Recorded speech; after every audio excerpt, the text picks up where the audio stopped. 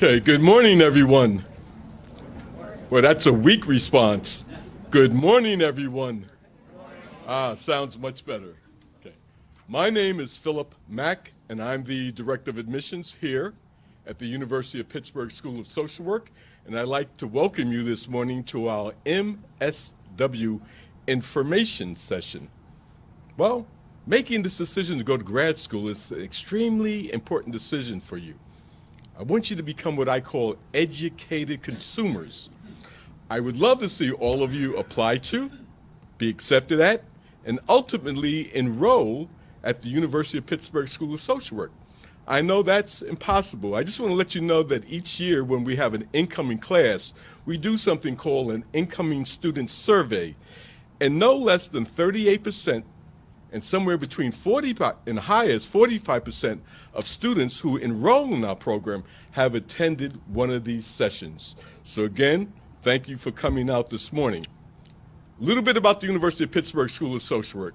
This is our 100th year. We've just celebrated our 100th-year anniversary. And I'm sure that most of you know that if you've gone on our website, you know that we are the 11th ranked graduate school of social work in the country. Just so you know, there are approximately 265 graduate schools of social work in the United States. That puts us in the top 5%. We are one of the top rated schools of social work in the entire Northeast and the top rated school of social work in the state of Pennsylvania. What makes a top rated school? Well, quality of faculty, quality of students, also the quality of our leadership. This year we've been blessed to have a new dean come aboard and lead us forward over the next coming decade. We were fortunate that we had a dean who was here for 17 years, and he stewarded our ship to put us forward and advance us where we are positioned today. But we are very fortunate because that leadership position has been left in fine and capable hands. And I'd like to introduce you to our new dean, Dr. Betsy Farmer. Dean Farmer is coming to us from Virginia Commonwealth University, where she was the Associate Dean for Academic Research. Dean Farmer, thank you. Good morning, everybody. That was much better. Well, welcome this morning. It's so great to see all of you out here this morning. So Phil tells me I have 5 minutes. If it's any more than that, I get like shoved off the stage. But let me just get a sense of who's in the audience. So how many of you have already applied to this school? Okay, how many of you are thinking of applying to this school? How many of you are currently BASW students here and thinking of going on? Okay, great. All right, well, so let me just tell you a little bit about why I came to Pitt and why some of those things might be the same things for you. So as Phil said, I came here from VCU. I was in a school of social work there as the Associate Dean for Research. But I've been a lot of different places. So I actually spent the first 12 years of my career in a department of psychiatry. I was at Duke for 12 years doing research on children's mental health. And then I went to Case Western and taught in their School of Social Work for a while. I went to Penn State and was in the Department of Health Policy for a while. Then I was at VCU, and now I'm here. And what that has shown me is how important it is to really think in an interdisciplinary way. So you all are thinking about getting a degree in social work. Social work is not a standalone field. You are going to be working with professionals from all of the health professions. You're going to be working with people from business. You're going to be working with people from all across the spectrum. And you want to know how to interact with those people. So you want to be in a university where those other programs are also strong. So Pitt has that really well. One of the reasons I came to Pitt is because I do collaborations with public health, I do collaborations with sociology and with the social sciences, and I do collaborations with psychiatry. And so I wanted to be someplace where all of those things were strong and we can build the school's strength in those ways. One of the ways we do that for our MSW students is through our joint degree programs, and I'm sure you'll hear more about those today, so I won't go into them. But those offer you all kinds of interesting opportunities that you may not get in a place that doesn't have joint degree programs and doesn't have other strong programs around you. So I think that's really important. Another reason I came to Pitt is because I love the way that the university and the school are approaching community engagement. So by definition, social work is in the community. I mean, it makes no sense. It's always ironic saying it from this building, but it makes no sense to be in an ivory tower and do social work. So as you're getting to know faculty here and other students here, everybody's out in the community. We're involved in all kinds of things. Most of the agencies in this area are led by people who were educated here, so it's our alums. Most of the organizations, the state and the county level agencies that are here are people that we work with in terms of our advisory board, in terms of all kinds of things at this school. So those are people we know. Those are people you'll get linked up with, and that's a world that you will have. The other reason I came to Pitt is because I am incredibly impressed by the faculty here. So we have a faculty who are world known for what they do. So we have tremendous strengths in 4 areas and then some cross-cutting areas.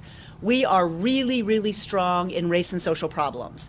As Phil mentioned, I'm the new dean. The old dean, Dean Larry Davis, is a national and international leader in the area of thinking about race relations. Well, in our country at this point in time, that's an incredibly important thing for us to be taking a leadership role in. We're also really strong in child welfare. We have the 2nd largest child welfare training program in the country. We have a lot of people that if you become a student here, you'll meet who live on actually this floor, right behind that wall, who help oversee the child welfare training program across the whole state. So every MSW program in the state of Pennsylvania, if you participate in the CWEP or CWEL program, you will actually be directed by someone here at Pitt. We run that program. We also run the workforce training for the entire state. So okay, I'm new. Is it 67 counties? How many counties do we have? Thank you. All 67. I was doing a little transposing there and getting to 76, and I knew that was wrong.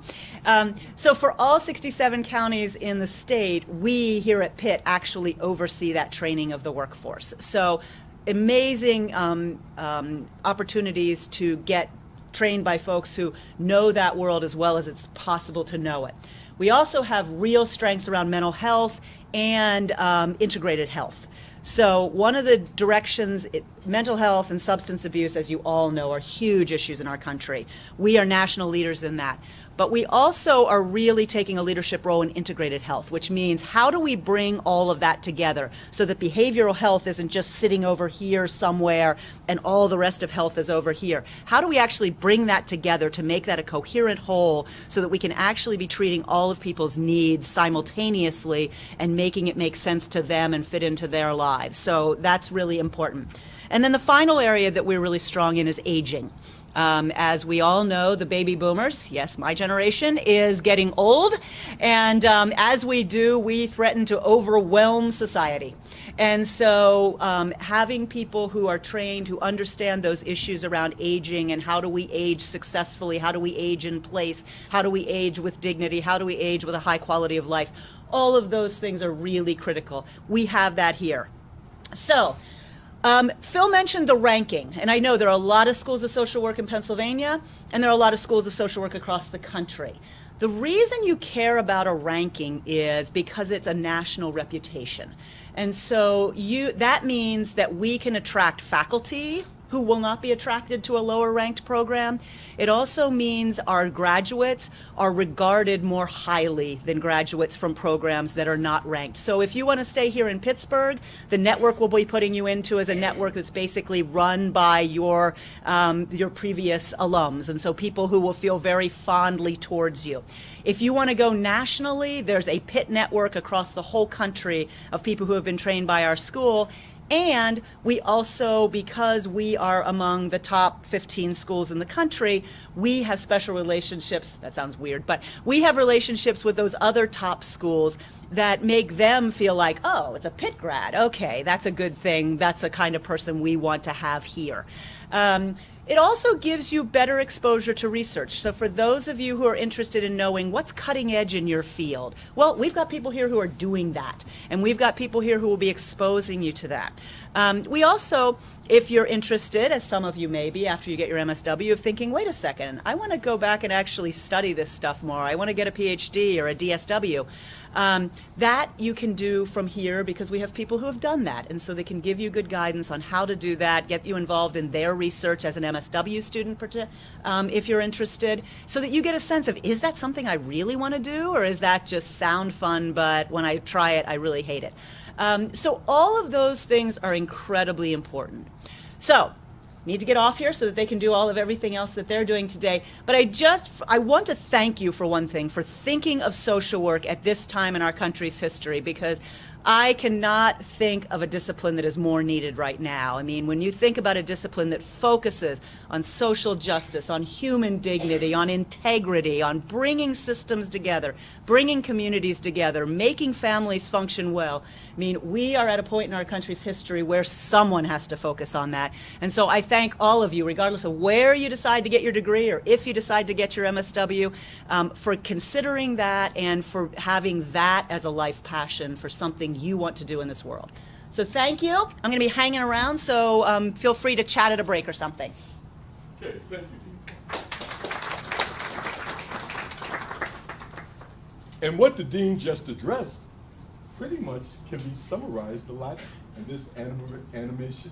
First time I saw this, I fell in love with it. Peppermint Patty says to Charlie Brown, "I'm thinking about becoming a social worker. I wonder what they make." And Charlie Brown looks at her and says, "They make a difference." And that, in essence, is what social work is all about. As the Dean has mentioned, impacting on the lives of individuals, families, groups, or communities. If that's what your passion is that's the profession that you're seeking, then you're at the right place today. Graduate school is really about the right fit. You know, it's like an old pair of slippers that fit comfortably on your feet. That's how you want your choice to be in choosing that ultimate and correct school of graduate school to attend. I say that there are 6 factors that you want to consider when you're making that decision. I don't care if you're applying to med school, law school, business school, or school of social work. There are 6 factors that you want to consider, and all of those factors begin with the letter C. Credentials, curriculum, campus or community life, counseling, cost, career opportunity. So, I encourage you, all of you, as I stated, I want you to be educated consumers. If you're applying to other schools, go out and make sure to visit them, okay? Because this is an extremely important decision, and as was stated on the slide, we want it to be the right fit for you. Credentials, what are we talking about? Well, we're talking again about ranking. As you've heard, we are in the top 5% of all graduate schools of social work in the country. We are ranked number 11. Also, in terms of credentials, our school has been accredited by the Council of Social Work Education ever since 1939, and we will go up again for reaccreditation in the year 2021. Curriculum. You want to make sure that the programs that you apply to can enhance your knowledge and skills. We're talking about your professional development. What is it that each of you want to do? What you want to look at is you want to look at our website, go through our curriculum, go to our field education page, and look to see if there are field education opportunities that meet your need. When we talk about curriculum, you're going to hear much more about our curriculum today. We have full-time programs, part-time programs. For those of you who have undergraduate degrees in social work, we have an advanced standing program. We have many opportunities for you if you're interested in dual degree programs or certificate specialities. Campus and community life. The thing about campus and community life, we like to stress that when you think of graduate school, we're talking purely about academics. But I always say that you'll do better academically if you fit into that campus environment socially. They both go hand in hand. So as I said, make sure to visit that school. How many of you today that are here are from outside of the state of Pennsylvania? Just curious. Good look. From where exactly? Michigan? Rochester? Ohio? Who else had their hand up? Yes. Columbus? Boston and Cleveland? Washington, D.C. Okay. Well, thanks for definitely making that trip to our campus this morning. Counseling. What we're really talking about is student support services. Every student who enrolls in our program will receive an academic advisor. You'll receive an on-site field instructor, because one thing you'll learn about social work, if you don't already know, social work is what we refer to as a practice profession. It is a combination of coursework and field work. And also, not only will you receive a field instructor, but a member of our faculty will be assigned to you as a faculty field liaison. Point that I'm making, let's say something goes awry, either in class or field. There's always going to be a guardian angel there, someone that you can speak with about your issues or concerns. Cost. Well, one of the things we know, definitely each year the cost of higher education becomes more costly and the amount of student loan indebtedness increases. But here at the University of Pittsburgh, I think we have a pretty decent financial aid policy for our students. We have something called a priority admissions deadline, and I hope this applies to many of you in the audience. If you're applying as a full-time student, have a minimum GPA of 3.4 and complete your application to our program by no later than December 31st. You are guaranteed both acceptance to the school as well as scholarship assistance to the school. Now, the key word that I said in that statement was complete. Your application must be completed by December 31st. So the point that I'm making, when we return to our admissions office after the new year, we expect everything in. So, Professor Jones submits your recommendation, and that doesn't come in, let's say it's hypothetically January 4th or January 5th. Yes, you can still be admitted to the program, but you will no longer be considered for scholarship assistance to the program. So for all of you who are trying to meet that priority admissions deadline, I impress upon you to do your due diligence. What I mean by that, make sure that those transcripts are submitted on time. Make sure that you've contacted your recommenders and they submit those letters of recommendation on time. And the last C is career opportunities, and you're going to hear much more about that later. Again, as I've already mentioned, there are approximately 265 graduate schools of social work in the United States. Believe it or not, only 24 of those schools has a career center within the School of Social Work. So let's say you arrive on campus, you're looking to get a part-time job in the field. We can assist you with that. But much more importantly, when it comes time for your graduation, we can assist you with your resume. We can assist you with your cover letter, with your job search. And for those of you who requested, we will even film you and do mock interviews with you so that you can see what your strengths are, so that you can see what your limitations are before you go out on that first professional interview. We want you to represent yourself well, but we also want you to represent the University of Pittsburgh School of Social Work well. Okay, thank you. I'm going to turn this over right now, the mic over to Dr. Emma Darby Lucas, our MSW Program Director. Thank you. Good morning. Good morning. And I want to add my congratulations that you made it here on this cold morning. I hope you're warm in this room, though. We tried to keep it cozy for you. And that you're here to seek information about our program. So what I will do is give you an overview of the program. But first of all, I have to add my anecdotes to it. I am a graduate of the University of Pittsburgh. I received my second master's here and also received my PhD here. And it was a wonderful, wonderful experience. I was a COSA specialization area when I was here. And even though I liked direct practice, my real interest was in community development. However, later in life, I was able to combine the two. And what I really like about the field of social work is that you have so many choices in terms of transferable skills in many, many areas. So that's a real advantage, I feel, for the field of social work itself. So I'm going to give you a little bit of information. You've already met our dean, who is really leading us in some directions that I think will enhance your study here when you come to the University of Pittsburgh. And you see how she's explained to you the possibilities you have of being able to integrate not only the mental health side, but some of the other areas to make it a combined interest if you have direct practice as one of your focus areas.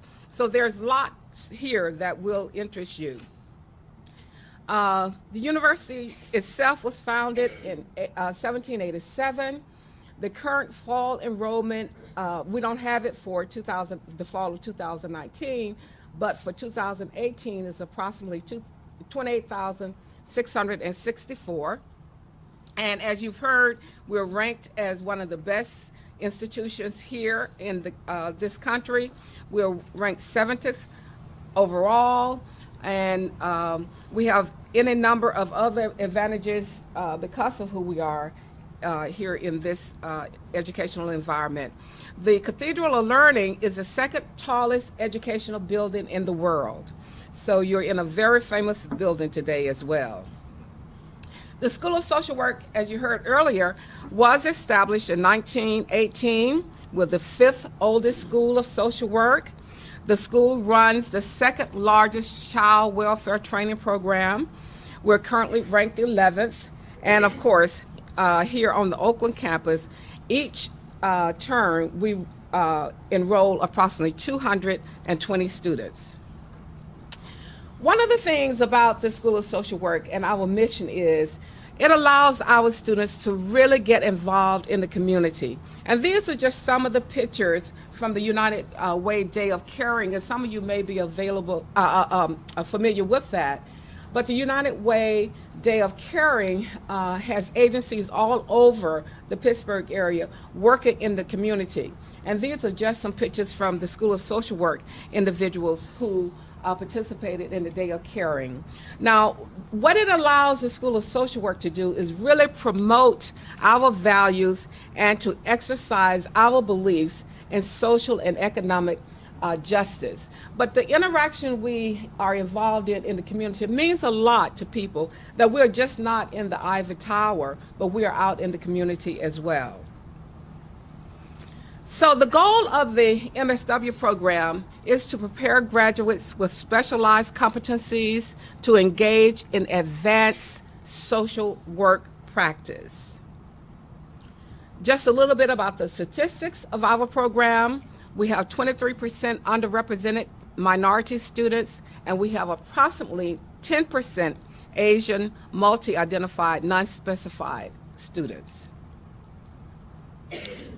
We also have a very exciting opportunity for our students. For several years now, a group of students have gone to Cuba as part of the spring break, and it's a wonderful opportunity to experience another culture, to understand what the social policy is in Cuba, and to just understand Cuban society in terms of how they address the various social issues that they have as well. I've been to Cuba. I didn't go with this group, but one of the things that I really liked was the opportunity I had to visit social service agencies in Cuba to see how they function. And what I found was that a lot of the problems we have here are the problems that they are dealing with in Cuba as well. Okay, we have two areas of specialization. We have direct practice, and we have community organizing and social administration. And you're going to hear more about each of these specialization areas with some of the other presenters this morning. I just want to point out to you some of the joint degree programs we have and the individuals who lead them. We have the MSW and MDiv, Masters of Divinity degree. That's with the Pittsburgh Theological Seminary. We have the Masters of Social Work and a JD degree with the law school here at the University of Pittsburgh.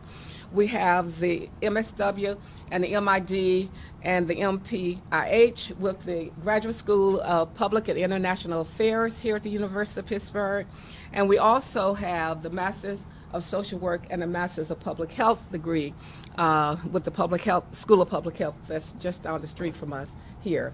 And you see each of the individuals who are faculty members who are well known in their area of expertise who direct those joint programs for us. We also have a joint program with the Masters of Social Work and a Certificate in Secondary Teaching that's led by Dr. Hughley.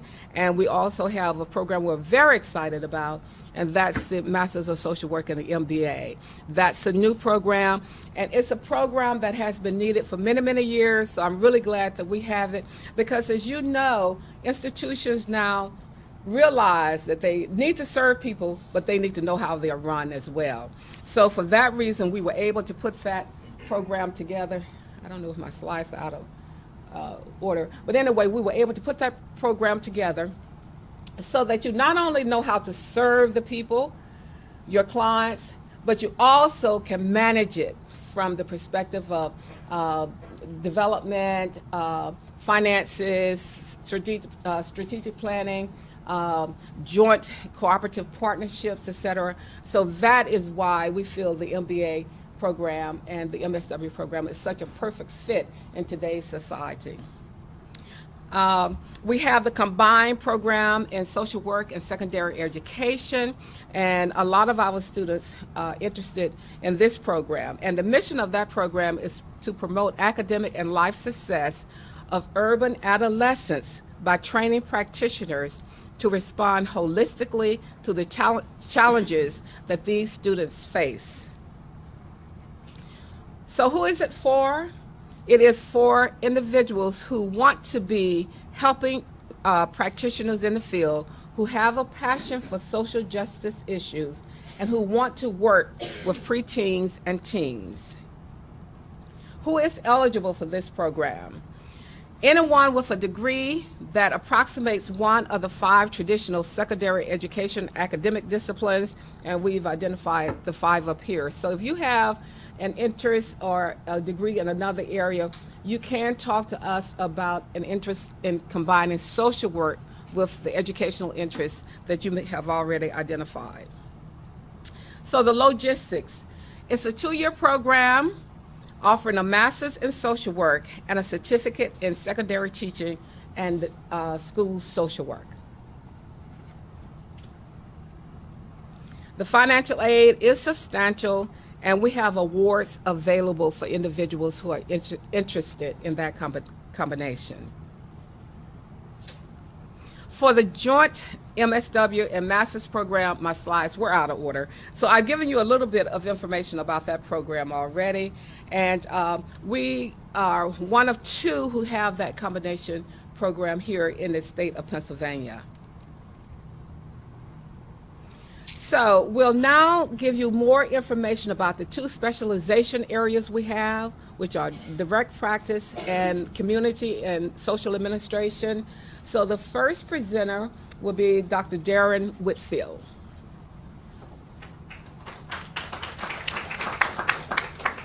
Thanks, Emma. So how many of you got into social work because you want to help people? Everyone's hands should be up, right? That's why I got into social work. If not, you might be in the wrong room. How many of you want to work directly with individuals either in therapeutic settings or in community settings?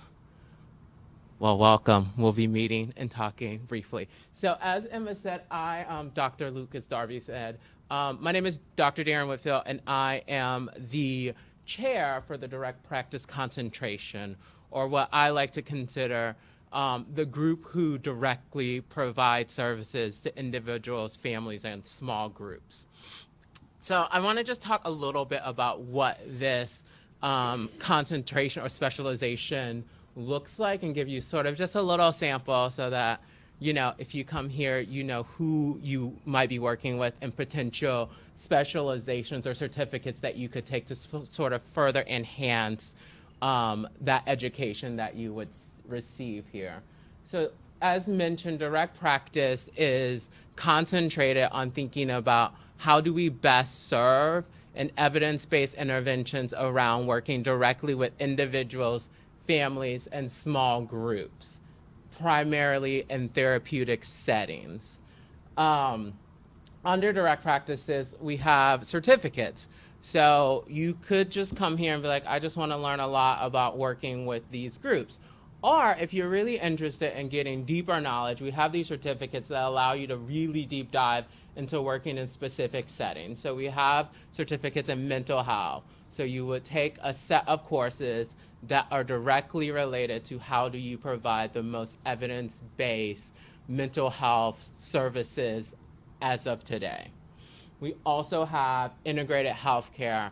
So that is a program that really is thinking about how, as was mentioned in the very beginning by Dean Farmer, social workers don't work by themselves, right? And we often are working in interdisciplinary teams. And so this is an opportunity for individuals to work collaboratively in healthcare settings. And so most of those students are then placed in like hospitals or typically hospitals or clinics where they have an opportunity to be on these multidisciplinary teams and thinking about healthcare and healthcare access. We also have a certificate in children, youth, and families, and that is in conjunction with then thinking about our child welfare program, right? So those things sort of go in tandem. We also, so one of the two certificates that's not only sort of specific to this school, but recognized by the university. So the first one being our integrated healthcare certificate, but also our gerontology, right? So we have a very fantastic group of faculty members who run the certificate, and also we have partnerships with the Hartford Foundation, so that if you're really interested in thinking about, right, because we, in this society in the United States, have a graying population, right? So our country's getting older, and if you are from Pennsylvania, if you're planning on staying in Pennsylvania, particularly in this part of Pennsylvania, we have an aging population, and so this is a critical area where social workers are not only needed, but we need social workers who are well trained based in the evidence, and so you will get that if you come here. And then finally, last but not least, we have a home and school visitor program, which actually allows you and prepares you specifically to work as a school social worker and be credentialed to do that. So that's just a little bit about those specializations. This is sort of, and I'm not gonna go into this great detail because you can all read, and if you come here, you will have orientation where you actually spend time with your advisors and be able to sit down and talk about like what your course plan looks like. But essentially, if you come here as a traditional student who does not have a bachelor's in social work, you'll be here for 2 years. So we'll get to hang out and work together for 2 years. Your first year is really a foundational year, so you are learning the basis of social work. We are indoctrinating you, right? We are co-opting your lives to think, breathe, and feel like a social worker.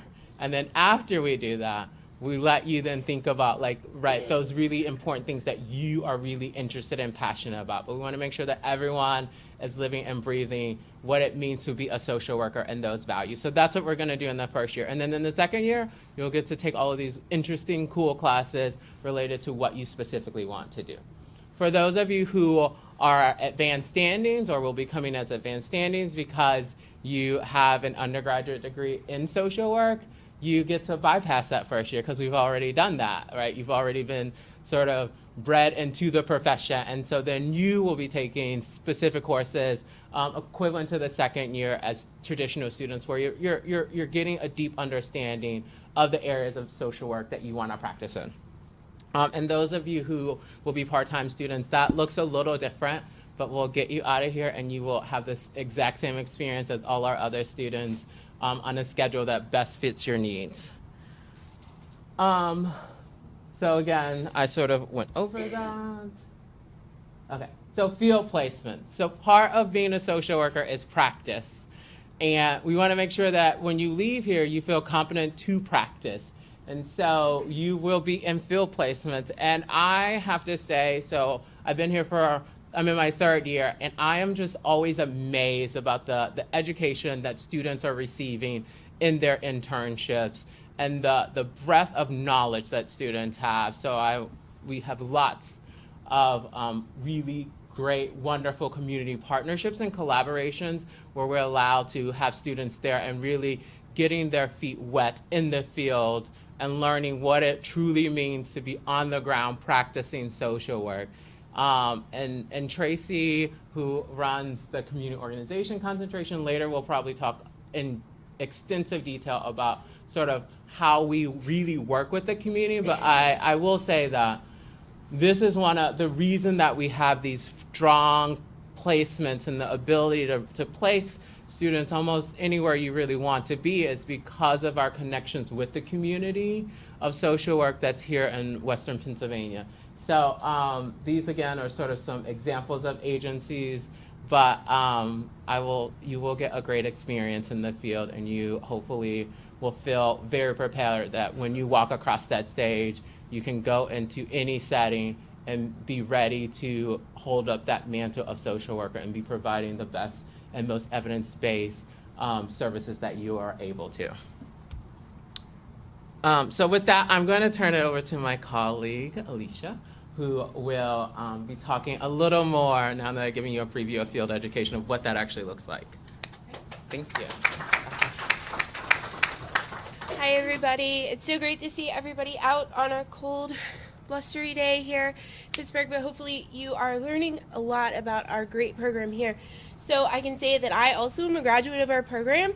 I graduated and practiced as a social worker in the geriatric field of social work for 10 years prior to coming back to work at this school. So field is such an important piece of what we do as social workers and the training for social workers. It's really your opportunity to take what you're learning in the classroom and learn how it really looks on real people, because that is sometimes a little different. And we all know that when you're working with people, things are unpredictable, and the only way to learn that is to get out there and experience it. So these are all of the folks who work in our field office. Mr. John D'Alessandro is our director, and then there are 4 of us who work directly with the students to make sure that every student has a dedicated field coordinator who is their field advisor through the whole process. We work with you personally to match you up with an appropriate field site. We at the school stay very connected with you throughout your field placement. We come out and do visits. We are available if you're having issues and you want to talk to us. You can come in and talk with us. We have office hours. So we try to be as available as possible to make sure that you are getting everything out of your experience and field that you need to. And everyone who works in our office has experience in some way, shape, or form as a social worker themselves, which I think is very unique and very important because we actually know what you're seeing out there. So, as I said, we have dedicated professionals who make sure that you have a quality field education experience. We feel that communication is very, very important, so we try to be as open about that as possible. Every individual will be paired up with a field instructor in the field, and that person is essentially the teacher for your field education course. So your field placement is a class, per se. It just doesn't happen here in the Cathedral of Learning. And so your field instructor is your instructor for that course. And so everyone will be paired up with someone who either has an MSW degree or a master's degree in a closely related field. This especially is relevant for people who want to be in a more non-traditional social work setting. So social workers are breaking the barriers of all sorts of other areas to practice, and you may be paired up with someone who doesn't specifically have an MSW degree. If that's the case, we do actually provide pretty intensive training for them so that they understand what MSW degree needs to learn. They all have been practicing in their field for at least 2 years. And like I said, we do provide training to both MSWs and to the master's level other professionals who serve as field instructors. We have a pretty established process in place. We think it works pretty well. We're always listening to feedback from students as well to try to make it better, but We have a pretty established process. Our goal is to match you with a strong placement. And so the reason that we use our process is that we have gone out and we have already vetted these sites. So we have talked to the people there. We know that the work is there for the students to do. We know that they understand that you're a graduate student and you need to have a graduate level quality experience at that site. And so we do allow students to do up to 3 interviews at different agencies if needed. Many times we match people up on the first interview. So that's always our goal. Our goal is one and done. But we all know it doesn't exactly work like that every time. But that's always our goal. So as I had mentioned before, the goal of field placement is really to get that integration. So you are learning all of these great skills in the classroom, and we want you to get the opportunity to go out and to practice and to make sure that you understand how to do that assessment in the field and what it looks like in different settings. For students who will be a traditional 2-year master's student, you get 2 field placements. You get a generalist your first year, which really just gives you the opportunity to get your feet wet, right? It gets you out in a social work setting. For some of you, you may have never been in a social service setting before. So we want you to have that opportunity to understand what it looks like. Your second year, we get much more focused. We're trying to match you up with something that looks similar to what you want to do when you leave. So we do work with over 600 agencies in and around the greater Pittsburgh area. So we have a lot of agencies.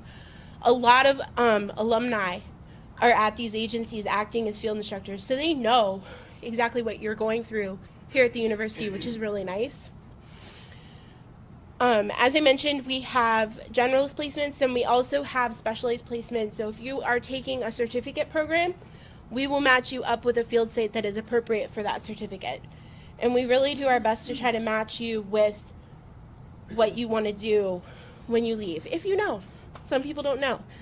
And that's okay too. And so for each one of the field coordinators, we all sort of work in a specialty area. So we have someone who focuses on our geriatric placements, and we have someone who focuses on our integrated health placements, and we have someone who focuses on our home and school visitor program. And that personally, I work with majority of the COSA students, as well as a handful of direct practice mental health students. So we each have specialty areas and have built connections within our community so that we make sure we match you with the best field site. This is the link to our online field directory, and you can actually go on as a prospecting student and look at that, and you can see the types of agencies that we work with, and you can see the listing of all of those. So we look forward to working with you if you decide to come to the University of Pittsburgh. I will now have the pleasure of handing it over to my colleague Melissa, who's going to talk about something very near and dear to my heart, our geriatric program. Hi, I'm Melissa Brzozowski. I'm the coordinator of the Hartford Partnership Program for Aging Education. You can call it Hartford because that is a mouthful. I guess that's not on. So Hartford is a unique educational program that's designed to enhance both leadership skills and direct practice in gerontology. It's a national program. It was developed by the John A. Hartford Foundation, which is a really nice thing if you're a Hartford student, because there are about 70 of them across the country, which means that pretty much anywhere you go, if you're working with older adults, if you're working with social workers in the geriatric population, people will probably have heard of Hartford. They'll know what this is. It's not just something that's local here to Pitt, although it is very well known here in the Pittsburgh community because we've had a lot of Hartford students come through. The National Hartford program was just taken under the umbrella of CSWE, which is the accrediting body for social work programs. So that also gives it that extra level of clout. So Hartford students have, there are a couple of things that make Hartford a unique program. First of all, the geriatric competencies. So as a Hartford student, you would attend a monthly seminar addressing geriatric competencies that you don't necessarily get exposed to in class. I plan the seminars. I try to make them really fun and interesting and to sort of think outside the box a little bit with them. So we've had recent seminars are things like spirituality and aging. We have a very fun program that we try and do every couple of years called Sex and the Senior Adult. That we always have a lot of fun with. I've done things like a field trip to a funeral home. So things that you're definitely not going to do in class, that you're not going to talk about in class, but that are really relevant to working with older adults and the older adult population. The next thing is the rotation-based field placements. So depending where you're assigned, you will either rotate, as a Hartford student, you will either rotate within your field placement or you'll rotate through several different agencies. It depends on where you're placed. Many agencies have the ability to have students rotate within the field placement to get a bunch of different experiences working with older adults. Places like the VA will have a lot of different places for you to go within that agency. Other agencies, you may go someplace in the fall and someplace in the spring. This is different than a typical field placement here at the School of Social Work, where you'll be placed someplace for the entire year. And the reason that we do it this way with Hartford is because we want to really give you that wide range of experiences of working with older adults. A lot of times people think of older adults and they think of, hospice or end of life. We like to really give you that experience. We like to call them the welderly, from the welderly, who are those healthy, active people that are still doing a lot of work in their communities, all the way to that end of life, to hospice, to palliative care. And so that's why we do these rotational-based field placements. So the enhanced role of field instructor. All field placements are with agencies that have specifically partnered with the Hartford program. This is really nice because they know the kind of experiences that we want you to get. They know what these rotational-based field placements are supposed to look like, and they can offer additional mentoring on those issues related to aging.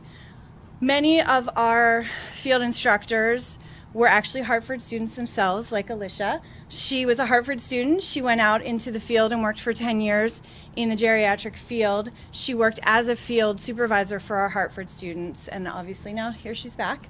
But she's a really great example of somebody who is really connected with that community and who really knows what we're looking, the kind of education that we want to give our Hartford students. So that's really one of the benefits of being a Hartford. And then leadership development. So you will spend your time as a Hartford student working on a group project. This is something that our students both love and hate because it is an extra project, but it is also a really great opportunity to connect with your classmates. You'll be put in a cohort of other students that are coming into the program in a similar place that you are, whether you're advanced standing or a two-year student. And you'll work with them the whole time that you're here. It's a really nice thing. It's a built-in community that you'll have. A lot of our students go on to stay friends with their groups. They still meet for lunch. We still see them, and they're talking about what their friends are doing who were in their group 10 years ago. So that's a really nice part of the program. And then as far as the actual project that you will do, it's not your typical research project. What we really try and encourage you to be creative, to take the skills that you're coming into the program with, whether that's from business or from art or any kind of different field, and use that for your project. So we really want to see that diversity in your projects. We call it a community project or leadership project because we want you to impact the community in some way. But the way that you do that can be very broad, and it's really up to you. So some examples that we've had recently of projects.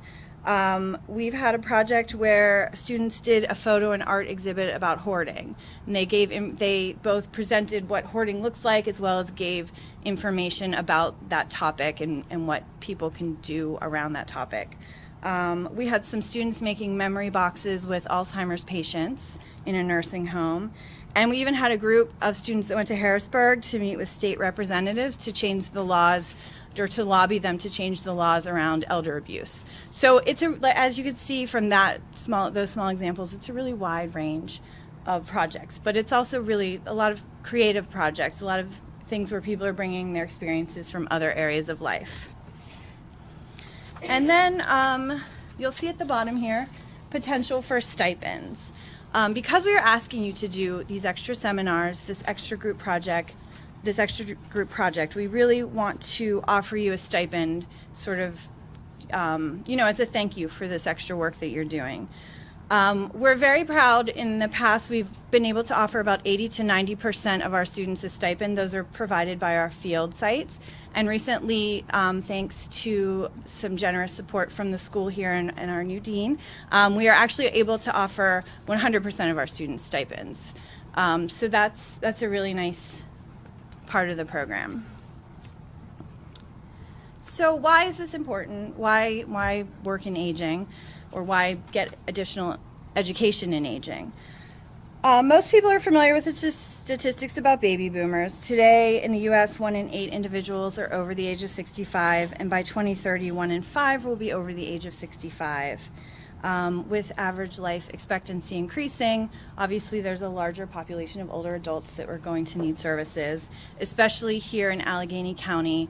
We have a very large population of older adults. So if you plan to stay around the Pittsburgh area at all, you will definitely have opportunities to work with older adults. But some statistics that people might not know is that 12% of social workers say they want to work with older adults when they're starting out, but 75 end up working with them in the first 5 years. If you have any interest in healthcare, you are absolutely going to encounter older adults in your work. I was recently talking to the Director of Mental Health Services at Family Resources, a local agency here, and he told me that they're seeing an increasing number of grandparents that are raising grandchildren. So even in their programs where they're working with children, they're actually working with a lot of older adults. So this gives you that extra education, this gives you that extra experience, it gives you that extra something on your resume, so that when you are looking at those jobs, you have that experience. You can talk about that experience in those interviews. So how do you apply? You'll find the application here. This is very complicated. I always just Google Pitt, Hartford, and our website or our page is the first one that comes up. You can also email me. This is my email address with any questions as you're applying, or if you're thinking about applying. I'm always happy to talk to you or have a phone call if you're not local, or meet with you if you are, to talk to you more about the program. Our deadlines, the master's program, we ask you to apply by April. We do our interviews in May. So if we get your application in April, we can set that up for May. If you don't live locally, that's fine. We do probably about half of our interviews over Skype. So that's no problem. So I'll be here at the end, at the break if you have questions, and also at the info session at the end. So thank you very much.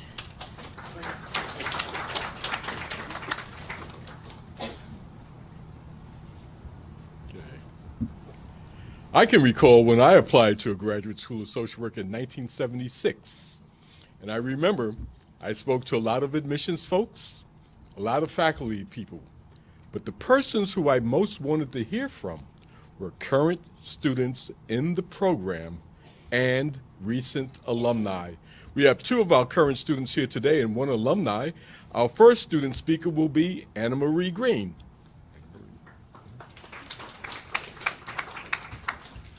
Hi, so like you said, I'm Anna Marie Green. I am a first-year advanced standing MSW JD student, and what that means is that I got my undergrad and my bachelor's in social work during my undergrad, and then I am also in a program where when I graduate in, I think, a maximum of 4 years, I will have my Juris Doctorate, which is a law degree, and my MSW.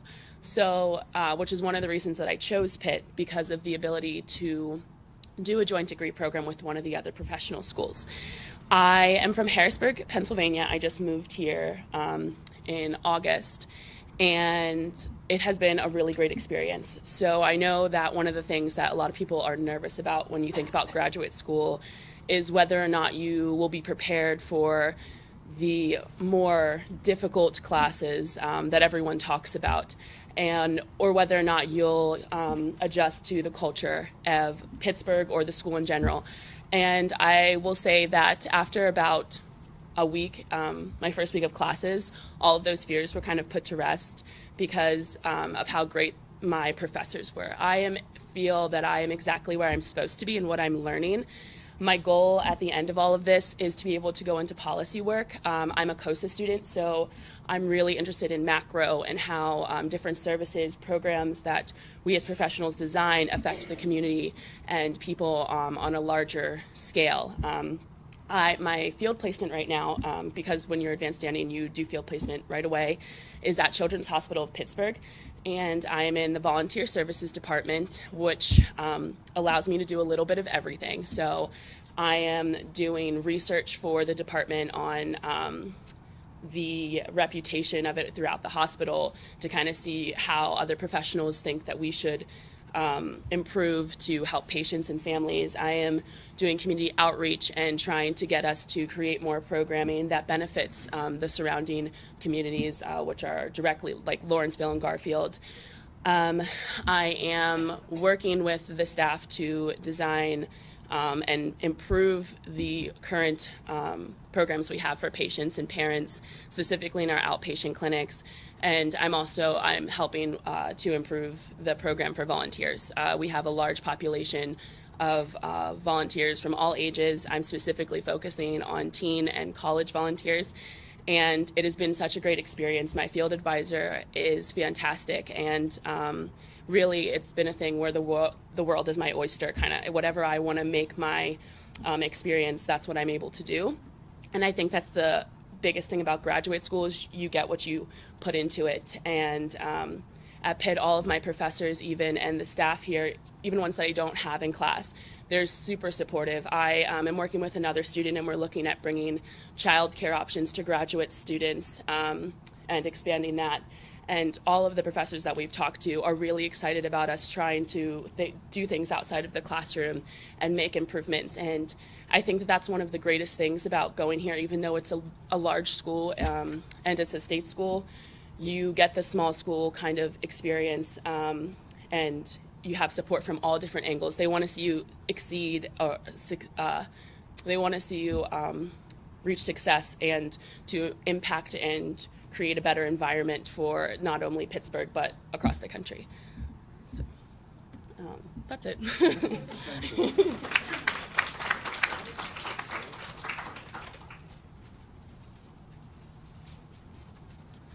Hi, I'm Carolyn Fan. So I'm a second-year student here. I'm a full-time student, and I'm doing the direct practice concentration. So I'm also a Baker Fellow, and I'm doing the integrated healthcare certificate. So I'm actually from out of state. I'm from California, so I moved pretty far across the country to come out here, and that was mainly because of the program. So there's a lot of great things that this program has to offer. The classes are really beneficial. They have a lot of variety of things that you can choose from in regards to like specific classes that you might be interested in. So the faculty is really helpful, and I think that it's a really important part of the experience. I've also really enjoyed the field work. So one thing that I really like about this program is that you do 2 separate field placements when you're coming here. So my first placement was at a therapeutic preschool. So we worked with kids ages 3 to 5 who had experienced trauma or who had disabilities or a combination of those things, and kind of helped to develop their socio-emotional learning. And then this year I'm also at Children's Hospital, just like Anna Marie was, and I'm on the neurosurgery and neurotrauma unit. And so I've really learned a lot about integrated healthcare through this program. It's not really something that I had come into this program expecting myself to do, but this area is really great for healthcare, and there's a lot of amazing opportunities in regards to that. So working at Children's Hospital on the neurosurgery and neurotrauma unit, we get to work with a lot of patients who come in with severe trauma, medical trauma. So we get all of like the skull fractures, brain bleeds, those kind of things, and we deal with a lot of really hard things like non-accidental trauma cases.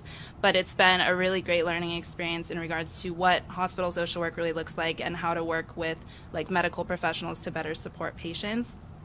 And so in regards to the fellowship, we do seminars. There's a lot of really great support from faculty in regards to doing our field placements. And if there's any time that like something really hard comes up in field, you always have support, which I think is a really helpful thing through this program. Yeah, I think that's pretty much it.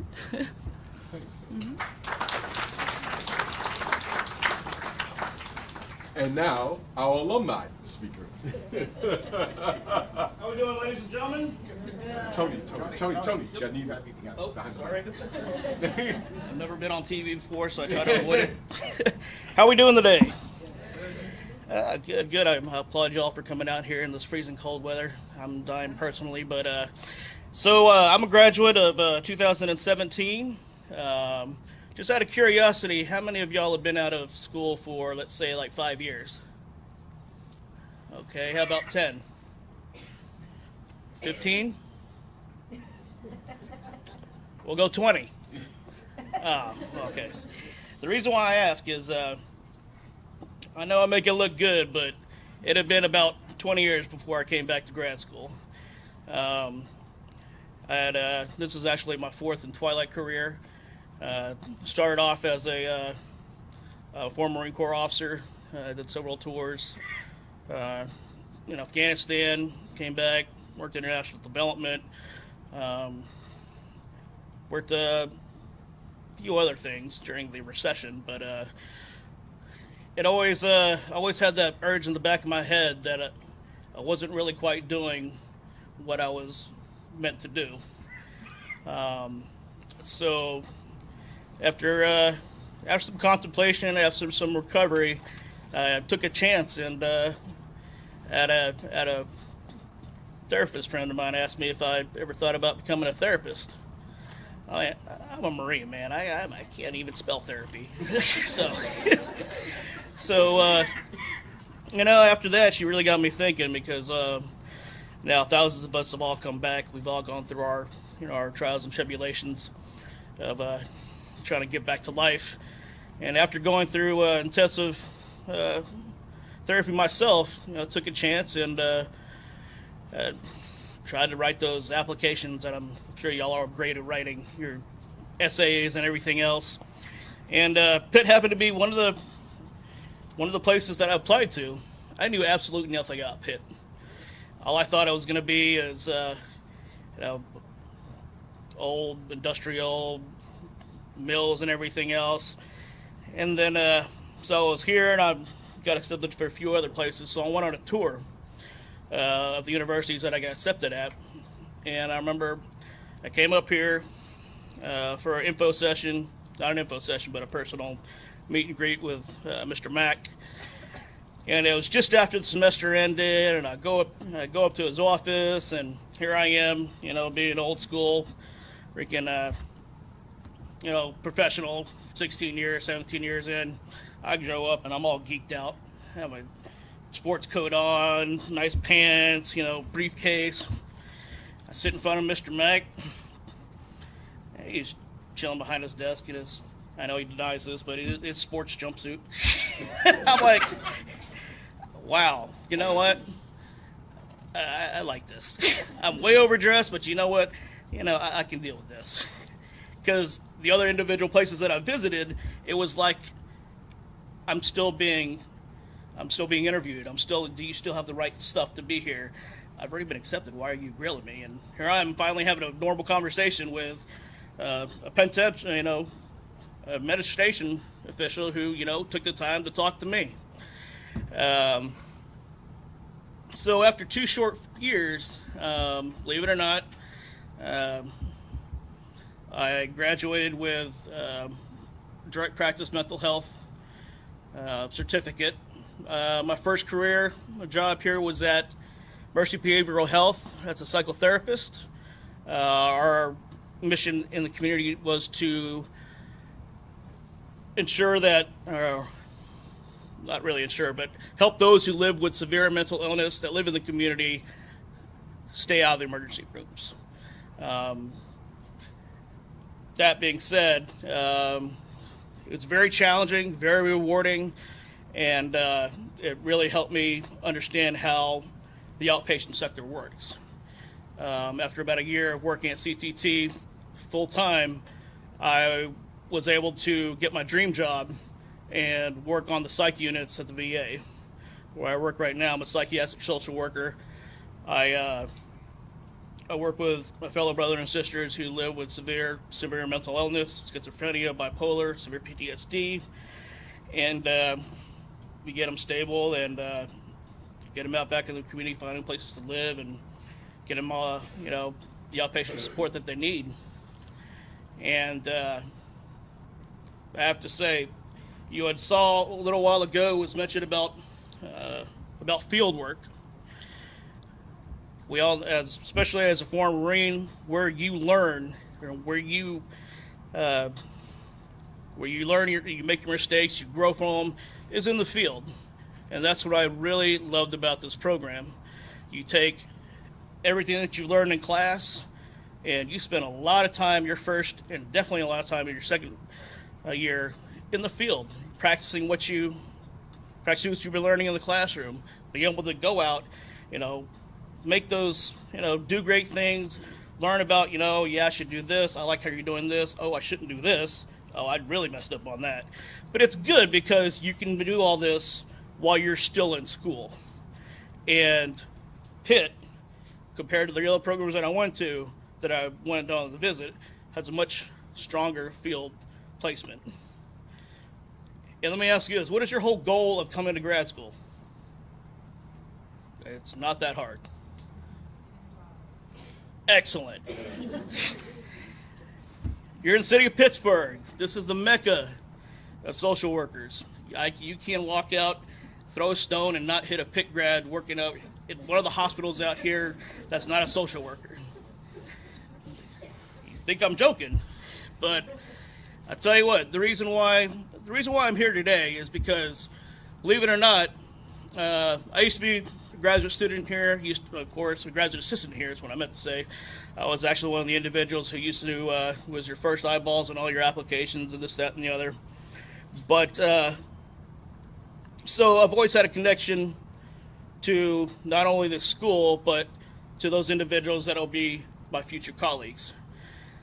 And so especially now that I've been out for the past 2 years, I'm coming across fellow colleagues now that had just graduated in May, that was my first class where I was recruiting on, and I saw them come up through the ranks, saw them at information session, saw them at orientation, saw them at graduation, and here you go, they're now my colleagues. Why that's important to me is because I know if someone's coming from Pitt, they know their stuff. If someone's coming from Pitt, I know they came from the same background I did. And they're just as hard working. They came from the same phenomenal staff, and they're going to do great things. So I still come back, and I enjoy doing this because, our individuals out there deserve nothing but the best. And, I hope, good luck to each and every one of you as you apply. If you have any further questions, concerns, by all means, grab me. But you can do great things. Just keep chugging along, and in about 2 short years after coming here, you can look just like me. Take care.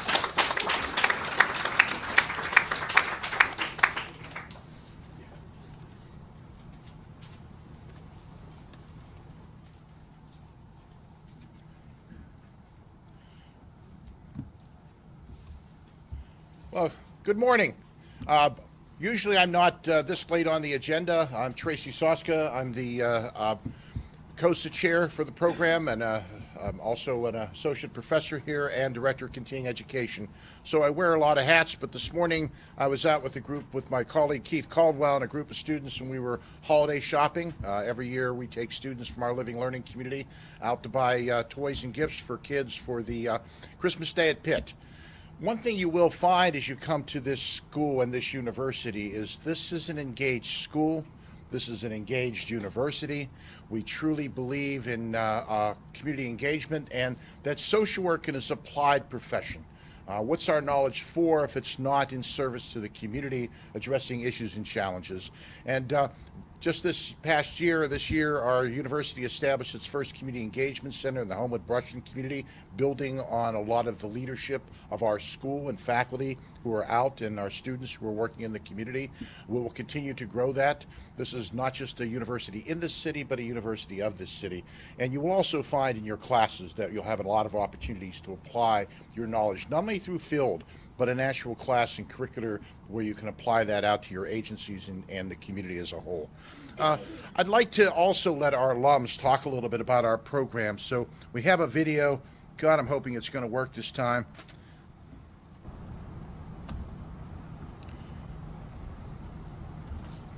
Okay, it worked. Anyway, we're a community organization and social action in COSA. We are looking at developing new professional leaders and managers to work in community development organizations and planning organizations, working in organizational management and leadership, and also working in the social policy arena. We look at action as being the ability to work across communities, organizations, and policies. We always talk about domains of social work, working in these larger systems, the places where change takes place, where you work in different types of community and organizational systems are really critical, because as social workers we usually just don't work on our own. We work in organizations and we work in systems and understanding those. And part of that is also understanding the importance of small groups or cadres of leadership. Let me see a show of hands. How many of you were involved in an organization, a student organization, a club, a group? And how many of you were involved in a small leadership team in those organizations? I would hope so. Those are the kind of students we're trying to attract here to the school. But it's always that small group of committed leaders and the ability to sustain and build and renew and get new leaders to take over that organization that's critical in sustaining the work that we do, because we do this work in systems work.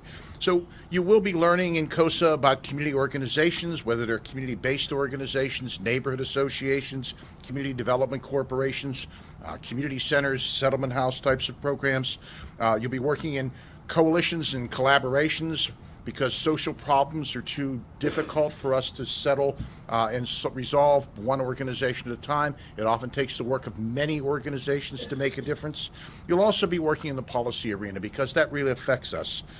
It's about power and where power takes place, and we want you to understand power and how to use it effectively, wisely, and equitably. We always say that organizers organize organizations, because that's the work that sustains us for the long term. And we're in this work for the long haul. That's why we're social workers.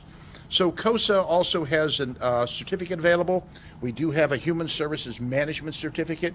We do offer this in conjunction with the Network of Social Work Management. They've partnered with 22 schools of social work to offer this certificate nationwide. So if you leave Pittsburgh and go someplace else, your certificate will have standing, because it's recognized by a national organization. We are now in the process of working on another certificate with the Association for Community Organization and Social Action, a certificate in community practice. We're hoping that will come online next year. There's a number of things that you study in this area. We have two major tracks right now. Community organizing, so it's about community organizing, planning, development, and change. A lot of our social policy work takes place within this area, but these are the types of programs and classes we work in. And we have human services management, or social administration, learning about organizational management, how they're structured, how they're financed, how they're governed, and how they work in the larger context of the public and for-profit sector, because many of you will be working for social service agencies or programs that are for-profit businesses and not just nonprofits, or some will be working for public agencies. There are certificates, as I noted, and we also have a core curriculum that we offer. We have classes in second level from your foundational classes. So for us, it's human behavior in the urban environment, because we are in a city, so you need to understand that context for human behavior. We have a second level social welfare class on organization and public policy, and we have a number of research options for you to take a look at as well. There are two core COSA skills classes that all students take: community organizing and human services management or social administration. And then there are a range of electives and general electives that you take, as well as your COSA specialization field placement.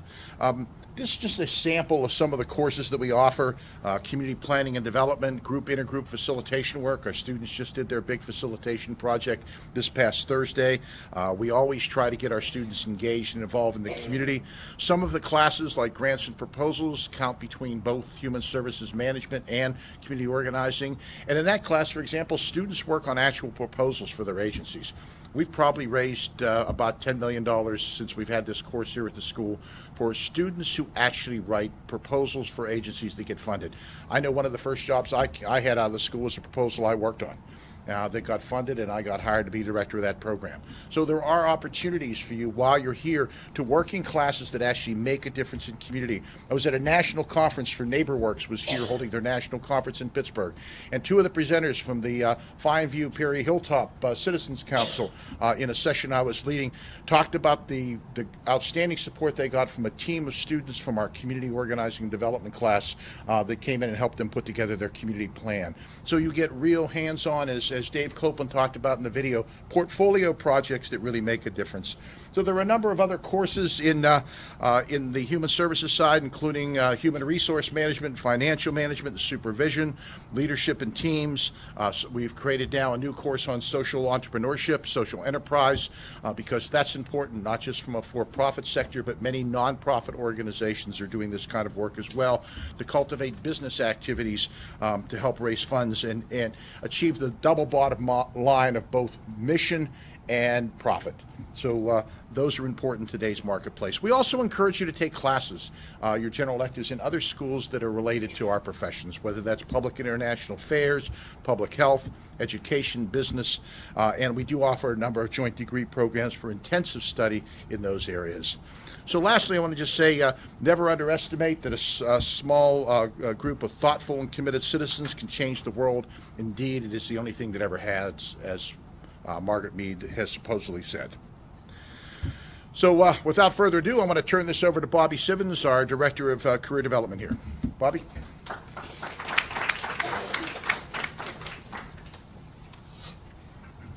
All right, good morning, everyone. All right. You know, for some time now, I've been trying to get Mr. Mack to play theme music when I come up to the podium, so haven't gotten there yet. So, my name is Bobby Simmons. I am the Director of Career Services here at the School of Social Work. And as Mr. Mack mentioned earlier, we're one of 24 schools of social work with their own in-house career services. So we're very proud of that. Our Career Center is located on the 22nd floor. It's called the Van Kirk Career Center. Currently it's being renovated now, so when you come here in the fall, you'll be able to start in a brand new renovated Career Center. Now, a couple of statistics before I move forward with my slides here. Social work as a profession is projected to grow by 16% through the year 2026. That's compared to 7% of all other professions. So what that tells me, what it should tell you, is that there are going to be jobs available for you. Now, if I break that down by areas of concentration, for example, child and family services projected to grow by 14%, healthcare projected to grow by 20%, mental health and drug and alcohol is projected to grow by 19%. So the jobs are going to be there for you. One of the themes of the Van Kirk Career Center is that it's your career. Make it happen. And what do we mean by that? We know you're going to get knowledge and skills when you come to our programs, no doubt about that.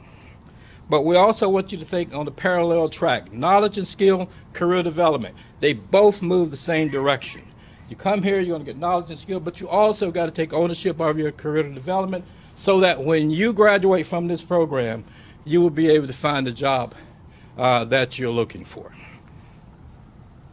And how do we help with this? We provide a variety of services to our students and to our alums. A list of the workshops that we conduct, resumes, effective interviewing, salary negotiations, and preparing you for the licensure examination, the LSW licensure examination, and also with your job search as well. Now, I really want to just say this about the salary negotiation. Historically, social work, we've not done a good job with that. So if you come to my salary negotiation workshop, the very first slide you're going to see is, if you don't ask, you don't get. So it's important that you learn to negotiate salaries and be able to ask for what you're worth from the area of social work. In terms of individual consultations, these are the particular services that we offer. When I meet with students individually, we cover the gamut in terms of what your needs are. Again, it's your career. You got to make it happen. You got to be involved in your own career development. We will provide the services for you and provide any area that you need from a career development standpoint in order for you to be able to gain employment once you graduate from our program. The other thing I want to say, in this room, every March, in this room that you're in now, we have our annual job fair. We have 17 to 18 agencies that we pack in this room. They love to come here. They love to come to the School of Social Work and recruit our students. So we not only provide the workshops and individual, but we have the agencies come to our school so that our students can be in front of the agencies, get their resumes out, and hopefully get employed.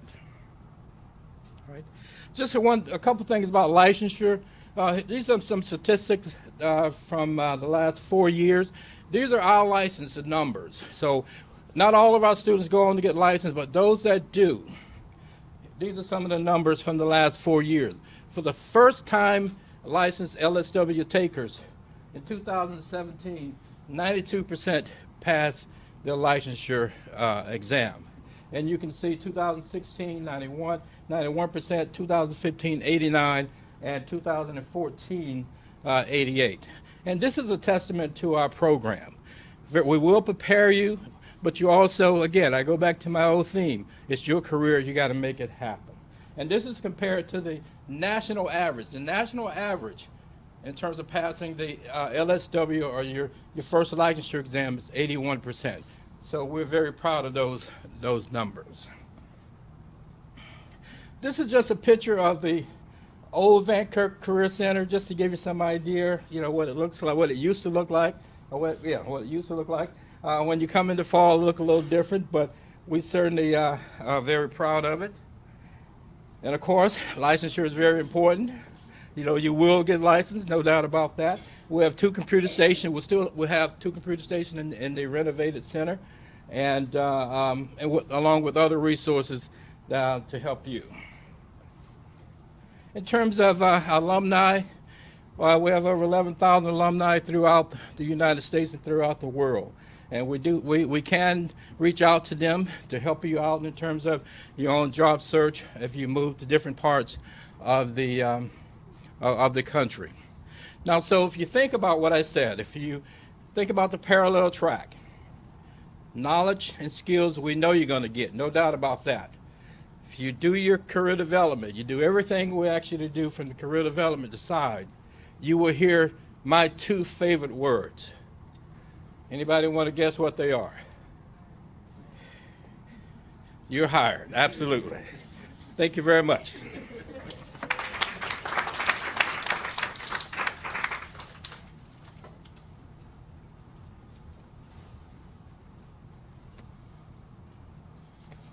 Hi, my name is Misha Zorik, and I am the program manager for the Edith Baker Integrated Healthcare Fellowship. As Bobby has just mentioned to you, healthcare area is growing 20% in the next 7 years. So to prepare our students for the integrated healthcare profession, we have the Integrated Healthcare Certificate as well as a Baker Fellowship. That comes with a $10,000 stipend per student. What's integrated health? Integrated healthcare is looking at the patient on it from a team approach with medical doctors and other healthcare professionals to best serve the patient. The Baker Fellowship is a federally funded fellowship. It's funded by a national organization, HRSA. And the program's designed to prepare you for behavioral and mental health care training. Are any of you interested in the behavioral or health care training? So this would be a very good fellowship for you to be involved, as well as the Integrated Health Care Certificate. We will be taking 28 students next year, advanced standing or second-year students. It offers you professional curriculum, resume building activities with Bobby and the Van Kirk Center, as well as workshops. And we have specialized field placements for our Integrated Healthcare Baker Fellows. We have sites that are both in urban and rural areas, and if students choose to go to rural areas, we pay for their mileage, we reimburse them. Again, there's a $10,000 stipend. You will get the integrated healthcare certificate, and we are going to have a regional summit this year, which is going to address our rural community needs and issues at West Virginia University. We also have additional training, bi-monthly seminars, and workshop that you'll participate in. Who's eligible? Students that are advanced standing or second year students are eligible full-time direct practice, and they will be completing their concentration placement. And again, those are our integrated healthcare sites, both in the Allegheny County area and adjoining counties.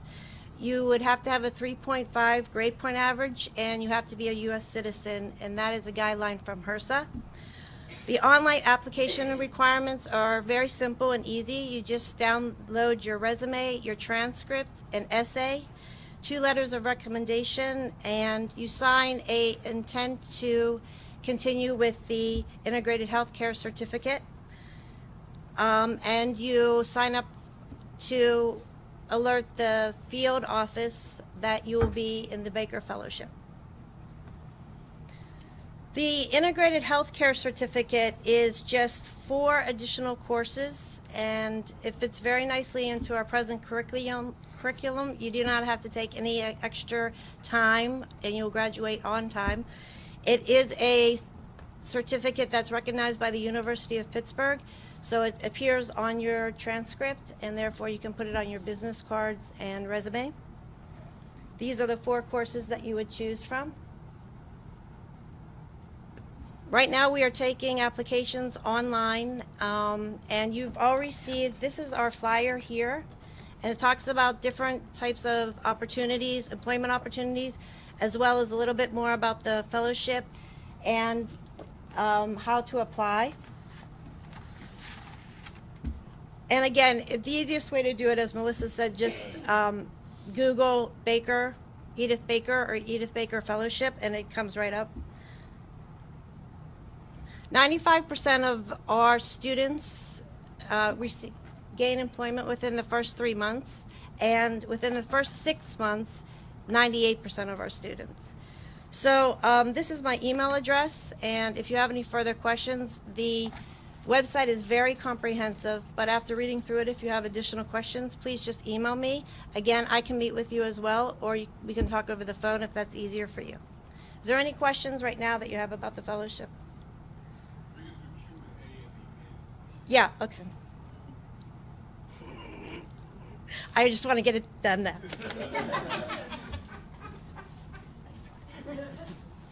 Hi everyone, I'm Jessalyn Oliver. I'm the Admissions and Financial Aid Coordinator. I'm sure if I haven't talked to you, I hope to soon. So I'm going to first talk about our 2 deadlines. I know Philip touched upon the priority admissions deadline. That's December 31st. I'm shorter than that. Okay, so December 31st is our priority admissions deadline. If you have a 3.4 GPA or better based upon the last 120 college or university credits earned, that means that could include a previous master's, community college courses, whatever it is, it's the last 120 credits earned. We're going to calculate that GPA based upon what the equivalence is for Pitt's GPA grading scale. So oftentimes that helps people because we'll have pluses, minus, versus, so that is going to be calculated. And if you have a 3.4 or better and you have a complete application, meaning we've received every single application component, then you will be eligible for the priority admission deadlines scholarship, merit-based scholarship. So as Philip was saying, and we'll talk about this too, but as Philip was saying, you want to make sure you're stalking your recommenders, bug them a lot, just like I bug you guys and say, hey, don't forget to submit this, or, so our regular admissions deadline, if you don't think if you know for a fact you're not going to meet that criteria, aim for that deadline. But either way, I try to encourage students just to aim for the priority, and if not, if you're going to aim for that one, always try to be early just to make sure that in case something goes awry, something is late, that you're going to get it in on time. So the application components that we have, we require a personal statement, a resume, an application fee, which can be waived if you've done AmeriCorps or something like that, or if you just need an application fee waiver, just email me and ask j.oliver@pitt, and I'll also give that email again later. Also, if you're a veteran, we'll waive that application fee. So just let me know if you qualify or if you need an application fee waiver, and I'll definitely do that before you hit submit. We require 3 recommendations. We recommend that you get 2 academic and 1 professional. Your 2 academic could be an advisor, it could be a professor. For non-traditional students, get what you can get. If you can get an academic reference, that's great. If not, do what you can do. If you can get professional, then that's great. We require all official transcripts for all college and universities attended. So if I'm looking at your Pitt transcripts and I see that you have 6 credits, transfer credits from CCAC, a local community college, for example, I'm going to need that official transcript as well. And just keep in mind that a lot of university registrars have the ability to send official electronically. So they can send to my email that way if they want, or they're going to send it official paper. So they're going to send it in the mail. And that's another thing you want to account for. With the break coming up, you want to see when your registrar is going to be closing, when that office will close. So you want to make sure that you are going to make that transcript request with ample time for them to print it. You don't know, some take a while to print, then snail mail, they take a while to get to me. They go through different hands. When they send it, it's going to go through their university mailing system, then to US Mail, then to our university mailing system. So just keep in mind there's a lot of obstacles that are kind of behind the scenes for me actually physically getting your transcript in my PAWS. So I did go over this. The transcripts, we're going to need them for everything.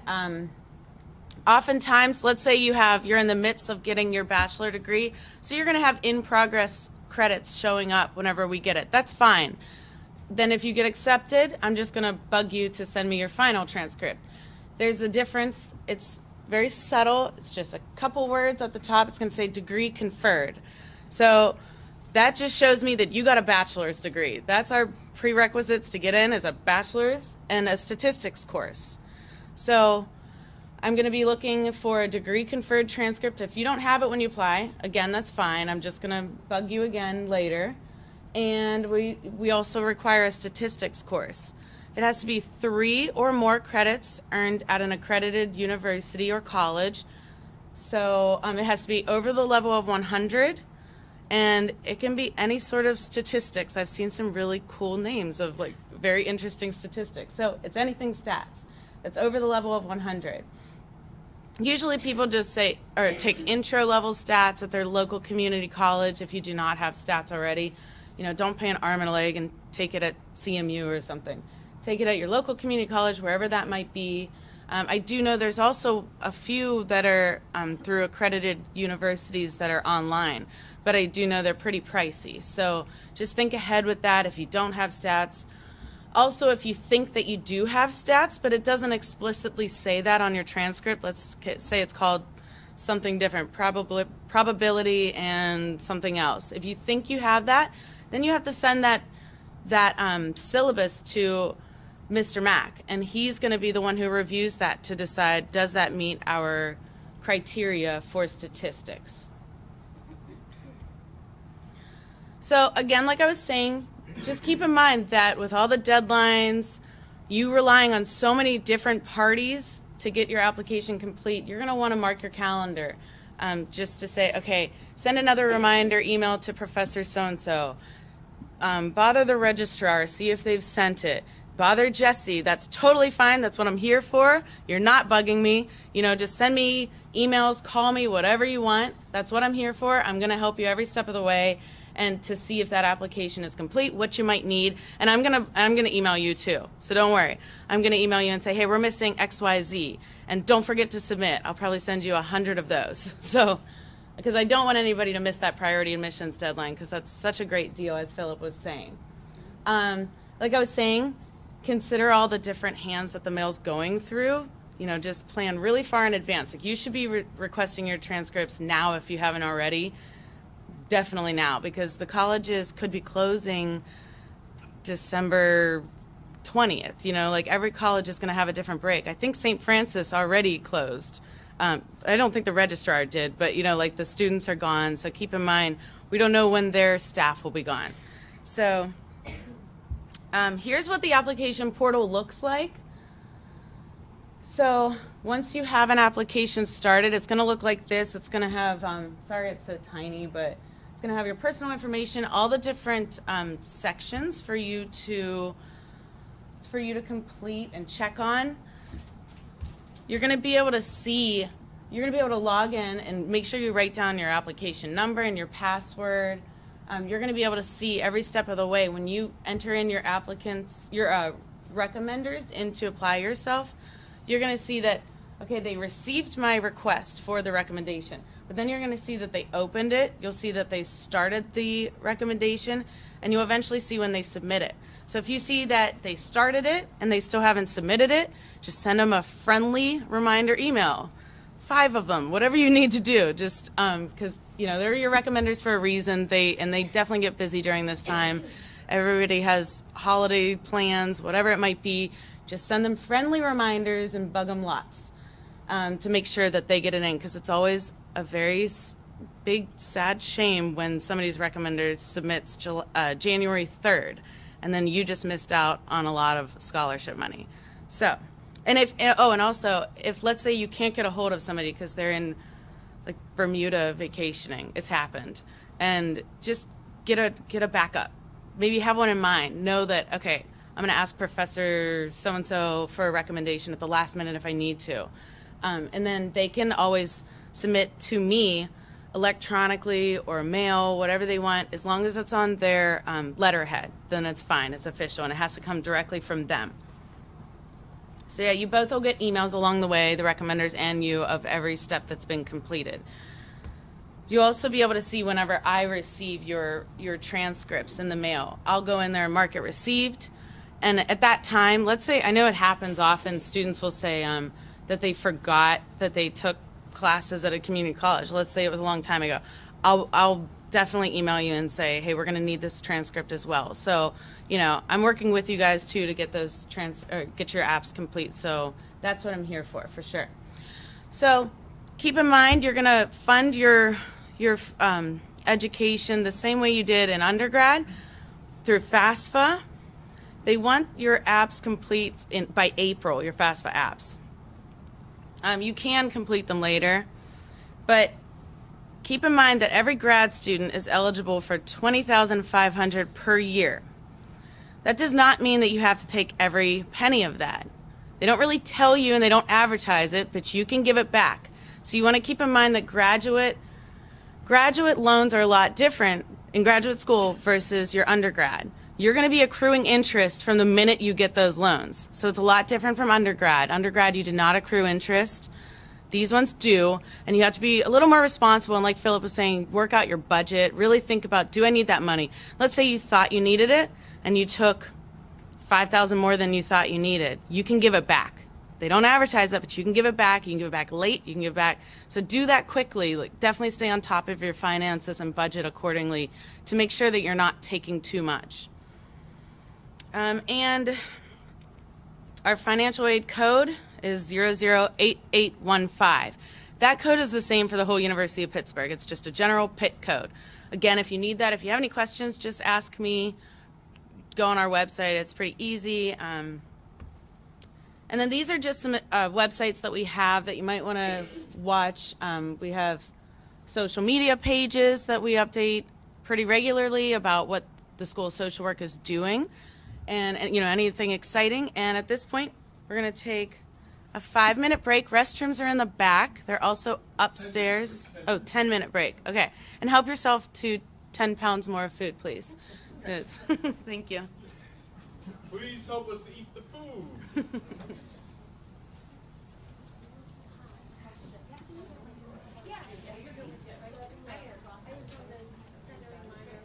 got this. Shut it down. Bobby, you want to kick off the projector? Kick off the projector. Okay.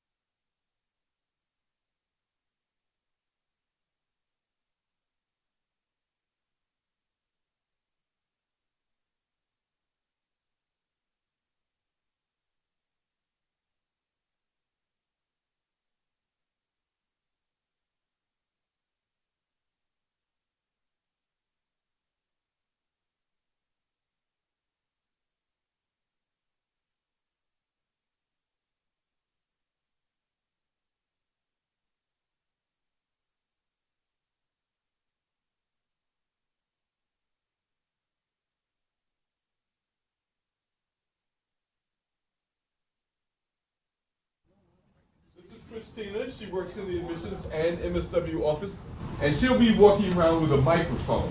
If you have a question, what I would ask of you to do, please stand up and let us know who you are, where you're from, and then present your question to us. Okay? So, let's begin the Q&A session. Questions? Right here.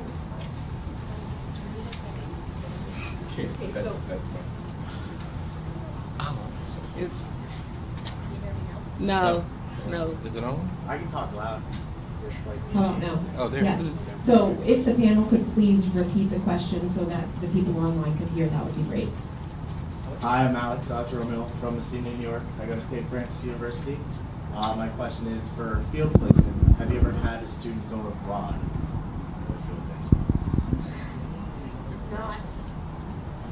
Thank you very much. Repeat the question. Oh, I'm supposed to repeat the question. Okay, so his question was that have we ever had students in our MSW program do their fieldwork abroad? So not in our MSW program. We actually are, that is something that we're hoping eventually to get to. We are working on that in our BASW program, but currently that's not an option with our MSW program.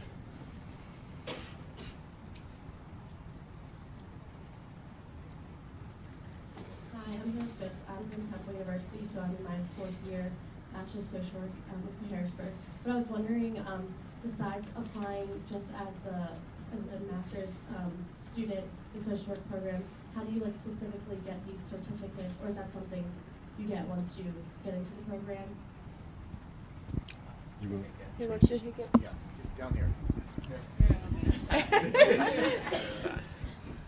So the question was, if you're interested in a certificate, how do you get them? Do you apply before or after? And the answer is, so students declare a certificate after they've been here. That typically actually happens between the first semester. Oh, is it not on? Can you hear me? No. Oh. Okay, so this is all for show.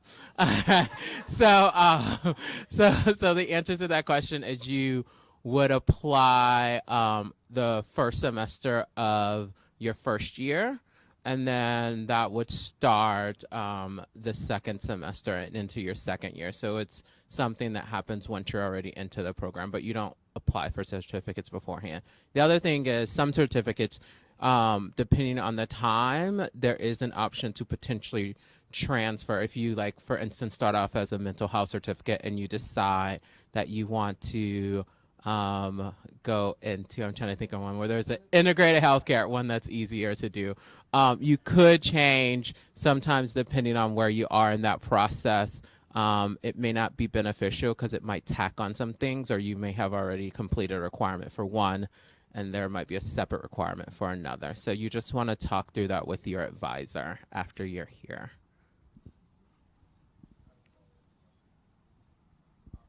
So you said the first year you decide the certificate. What if you're coming in under advanced standing? So if you're coming, the question was, the follow-up question was, if you are coming in advanced standing, when you would declare. And so that would occur during orientation. So all students are required or encouraged / required to attend orientation. And there, at that point, for advanced standing students, you would do the declaration process so that then, because of the sequences of some of them, we would need to have you do that to determine what classes you would need to take.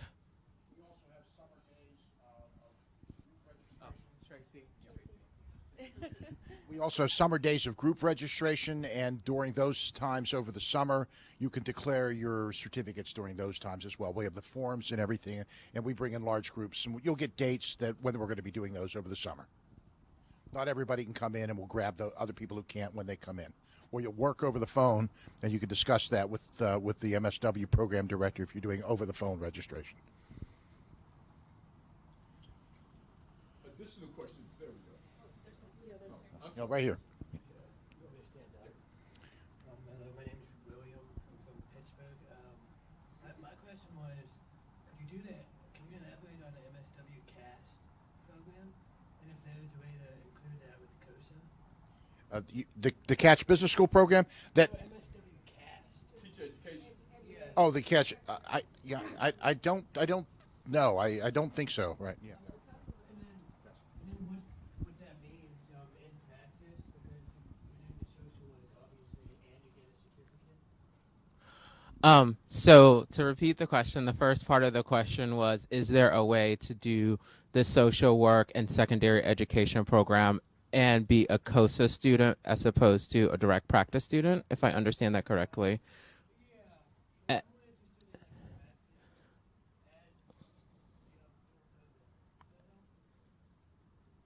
And so I think, correct me if I'm wrong, and then the second part of the question is around the internship and the practice. Okay, so the question to the first part is that dual degree program is specific to direct practice because you would be a school, like you would be getting a degree in like school social work and also then in secondary education. So those are direct practice types of courses that you would be taking to allow you to be able to do that. So you cannot do that specific certificate, or sorry, that specific dual degree with community organization.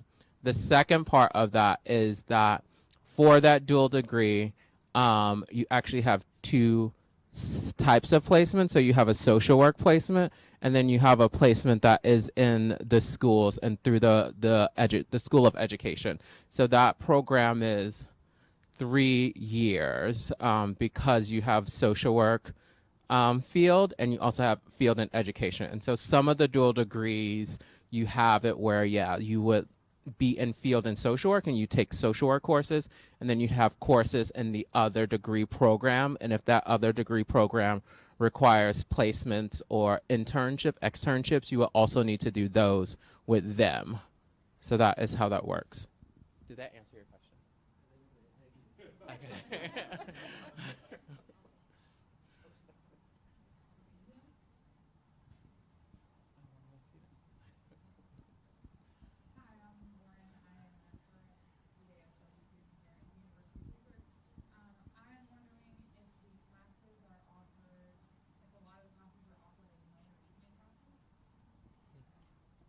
We have Question. Repeat the question. our classes offered a lot of our classes offered at night. Is that correct? We have certain classes that are required split between day and night because we realize that some individuals may need to take night classes or maybe part-time working during the day. We have as many as possible that fit the template that we have established so that you can take them in at night, but those are limited, and you just need to be aware of that. And sometimes those classes fill up if you are a day student, and it's only if slots are available if you're a day student that you can get into the night classes. But most of our classes are scheduled in such a way so that you can finish your degree with the night classes. Exactly, the required classes. Mm-hmm.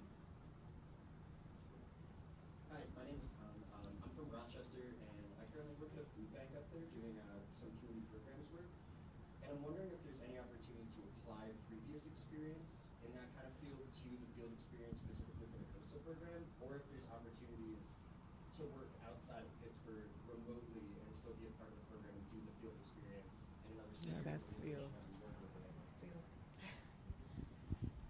So the question was, can you apply previous experience to count towards your field education component at the University of Pittsburgh, and then also if there's opportunities to work remotely outside of Pittsburgh to complete your field hours. So I'll address the first part of that question first. So unfortunately, we do not allow you to use previous experience to count as your field practicum hours. And the reason for that is that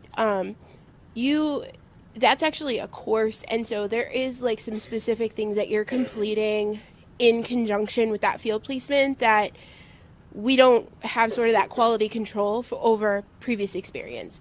So that's the reason for that. The second piece of that, can work be completed outside of the Pittsburgh area?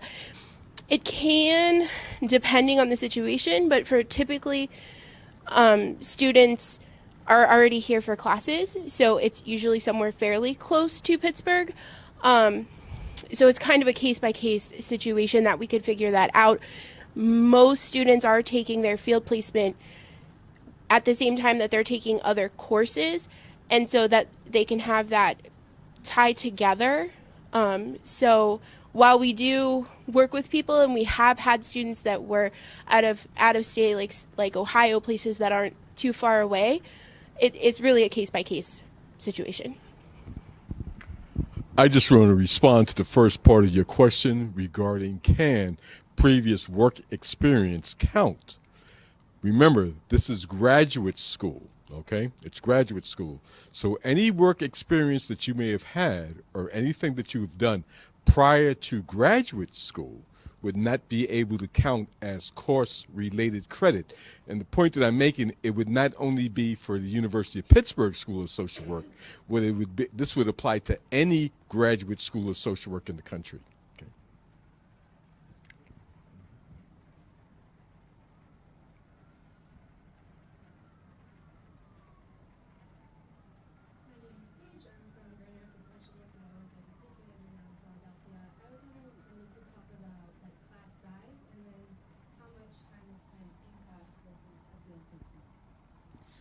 So I'll take your question. The question was, how much time do you spend did you say in class or?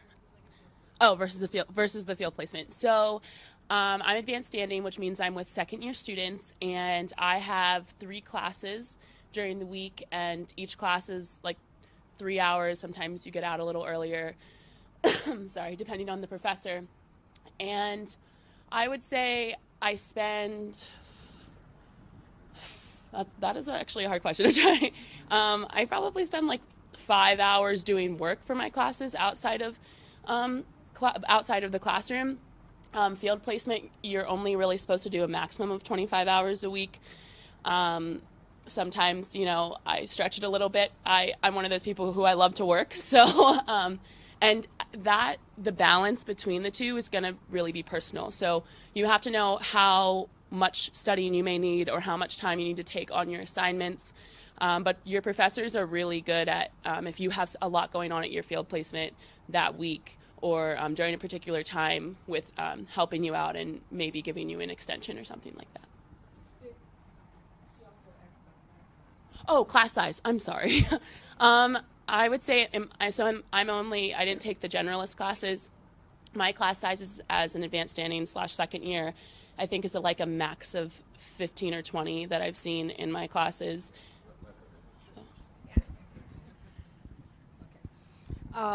Most of our required courses, the maximum class size is 23 to 25. For the specialized classes, you may have a smaller class size. It can be anywhere from 12 to 15. But for the required courses, they're generally in the range of 23 to 25. I just wanted to sort of quantify the field hours a little bit for you as well. So if you are a traditional student coming in and doing both field placements, your first field placement over the course of, it starts about midway through the fall term and runs through the end of the spring term, and you do 360 hours. And then your second year, you do 720 hours, so 360 each term.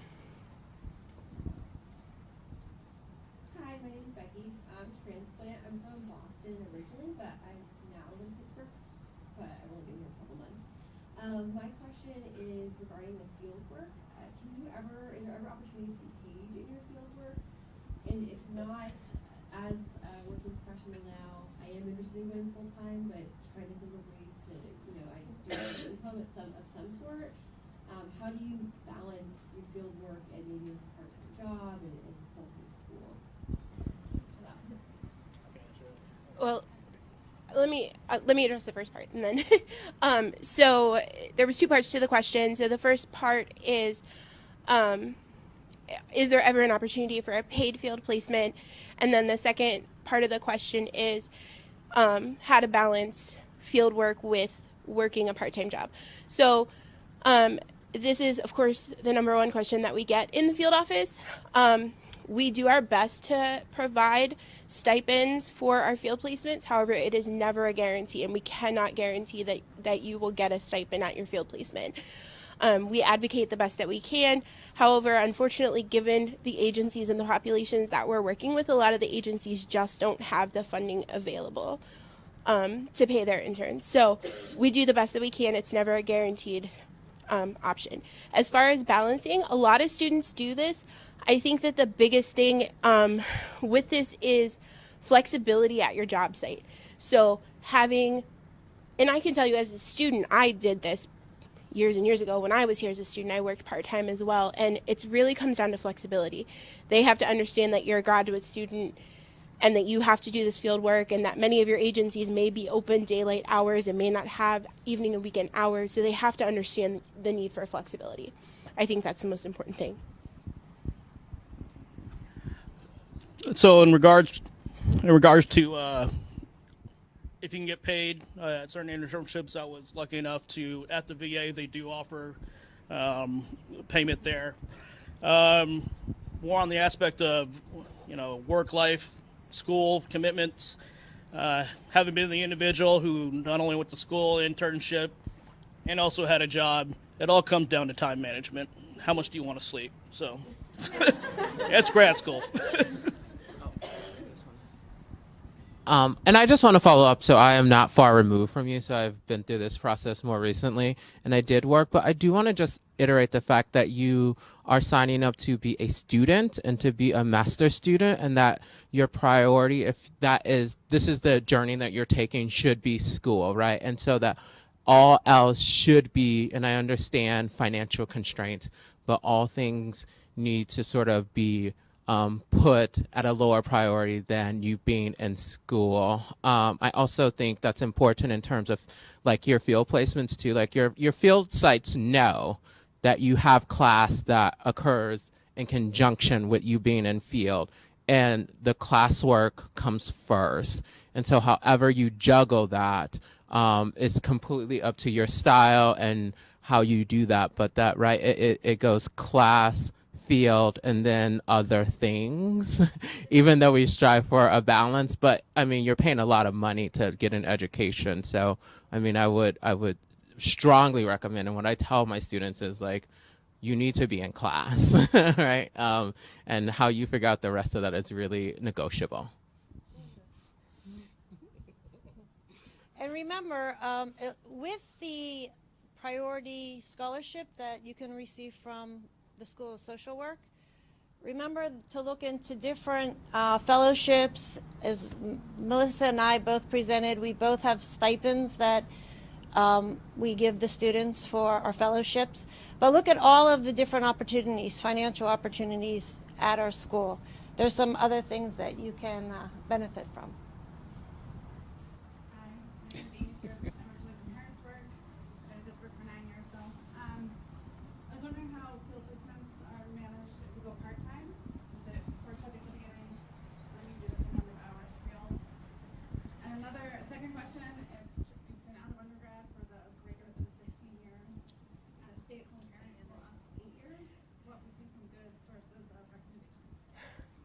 Ooh, that second part's loaded. So the first part of the question was, how does field work for part-time students? And then the second part of the question is, if you've been out of school for a while, some tips for that transition. And so I may let some of my colleagues field the second part of that. But so for part-time students, if you come in as a traditional student, not advanced standing, you would start your first field placement in the summers. You would do classwork in fall and spring, and then in summer you would start your internship, and that would run summer and fall. And excuse me. And then you would have the choice of how many hours per week you want to do for your second field placement, since it's so many more hours. But we do allow part-time students to take up to 4 semesters to complete that 720 hours. Some choose to do it in 3, some choose to do it in 4. It just depends on what's going to work for you personally with the other things that you're juggling in your life. So I hope that answers that part of it.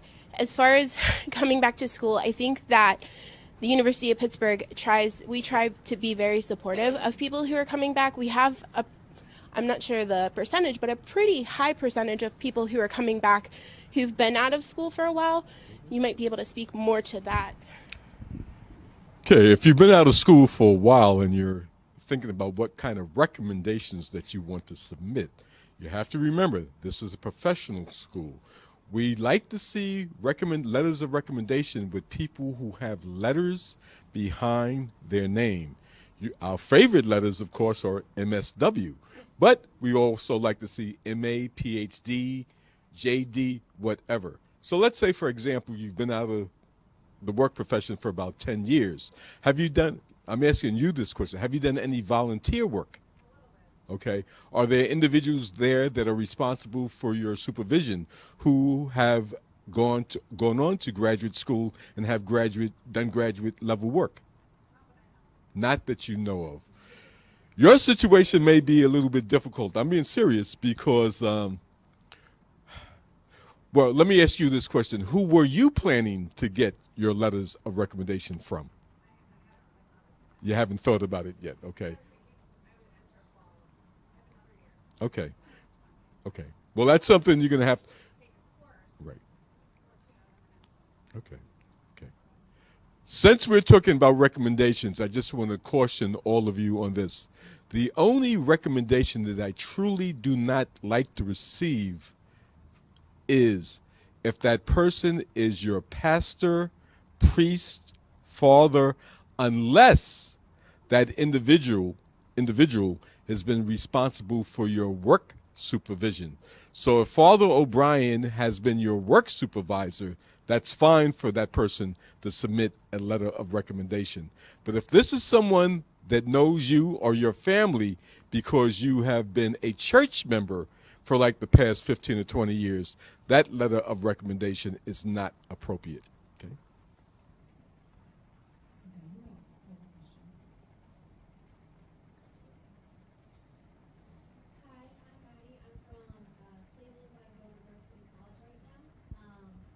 I was wondering about the COSA program, specifically in conjunction with the JD. I was just wondering, I guess, how long does that program take, and what people generally go on to do with it? It might be one for you to take. Okay. Then I'll talk. So the question was, what do people do with the COSA JD, and how long does it take? So that's going to be kind of what your unique situation is. I'm in advanced standing, so I don't have to take the generalist classes. So it's going to take me probably between like 3 to 3.5 years total. And I think normally it takes like 3.5 to 4 total, because you have your social work generalist, JD 1 year, and then another year to like a half of a year, depending on field placement and stuff. I'm not totally sure what COSA JD students do afterwards. Like, I haven't met somebody else who is in the same predicament as myself. I know that when I talk to a lot of people who are just MSW and JD in general, they're really into policy or healthcare law, possibly public defenders, that kind of stuff. I haven't started my law classes yet. I start them in the fall. So I don't have a ton of insight as to everyone that's there, but yeah. We have some who are like with the ACLU, Neighborhood Legal Services, some of the traditional places. But again, most of them go into policy, political work. A number of them go to D.C. or New York, some of the other major areas where major policy centers are. And some are staying here working maybe in corrections and other things. And some are actually practicing attorneys. Also, the law school here, they have it's called clinics. So after your 3 semesters in law school, students can apply and work with practicing attorneys and do pro bono cases for specific areas around Pittsburgh. So if it's children and families, healthcare law, that kind of stuff, which I think a lot of people would be interested in that. And make sure you follow up with Jeff Shook, who's our liaison. Yeah, he'll be your advisor. just want to make one clarification, and that is the length of time that it takes to complete both the JD and MSW degree. Anna Marie's situation is special because she's an advanced standing student, and she may be able to complete the program in 3 or 3.5 years. Normally, an MSW program degree is 60 credits, a JD is 72 credits. That would take 5 years. Through the combined program, it would take nothing more than 4.5 years for both degrees. 4 to 4.5 years. Hi, my name is Roberto. I'm from DC. I'm a PSW student at the University of the District of Columbia. Excuse me, Roberto, did I meet you in D.C.? You did. Okay, just want to make sure. Familiar face. I just want clarification on the advanced standing program because the website says advanced standing students graduate in December of their second year. Yes. So it is a 1.5 year program? Yes. And so I just wanted, why is it 1.5 years as opposed to many other institutions offer a 1 year advanced standing program? Same amount of, the question was, why is our advanced standing program 1.5 years compared to other programs whose program may be a calendar year? And that is the difference. They're doing an academic calendar year. It's still a 3-semester program. So their program would be fall 1, spring 1, summer 1. Our program is fall 1, spring 1, fall 2. Okay, it's still the same amount of credits. It's just that we have shaped our program a little bit differently. Now, just so that you know, we do have students who enter our program and do the program within the calendar year. Here's the only key component to that. We do not fund or provide scholarship aid during that summer semester. So if that's what you choose, you would receive only aid for that fall and spring, but you would be paying for that entire course load for the summer semester on your own.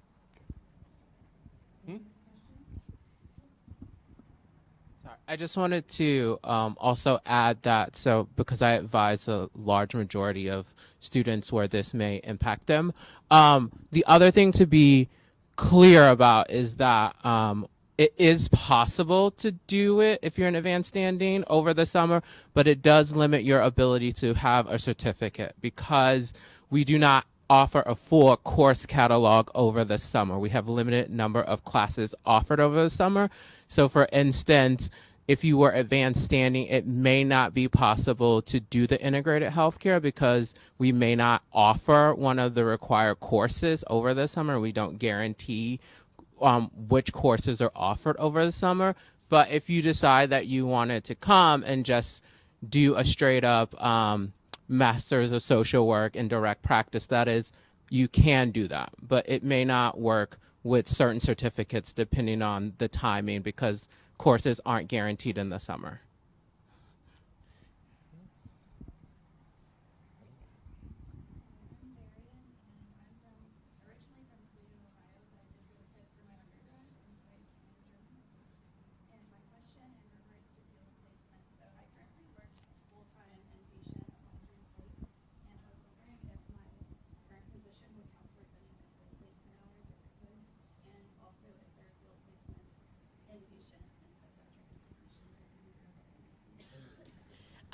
It's a good question. So her question is, she currently works at an inpatient psychiatric hospital, and so can her current employment count towards any field credit? And also the second piece to the question was, do we have field placement opportunities available in inpatient psych? So to address the first piece of that, unfortunately, no, your current position cannot count towards field placement hours. So again, as I mentioned before, this is graduate level work that we have specific things that are required out of that. And so we do allow you to do employment-based field placement. However, there are certain criteria that have to be met. One of those is that the job duties cannot be the same job duties that you were employed for. The supervisor cannot be the same, and the hours have to be completely different. And you have to be able to provide documentation of all of that to the field office in order for us to sign off on that. The second part of the question, do we have inpatient psychiatric opportunities available for field placement? Absolutely. We actually have a large number of students that go and work in the social work programs, both inpatient and outpatient at Western Psych. Those are actually some of our more highly sought after field placements. They're pretty competitive. And we do have a separate application process through the field office for that. Those are only available at second year concentration, so either to advanced standing or second year students. And we also work with some other hospitals, including the VA and some other hospitals around, including state hospitals.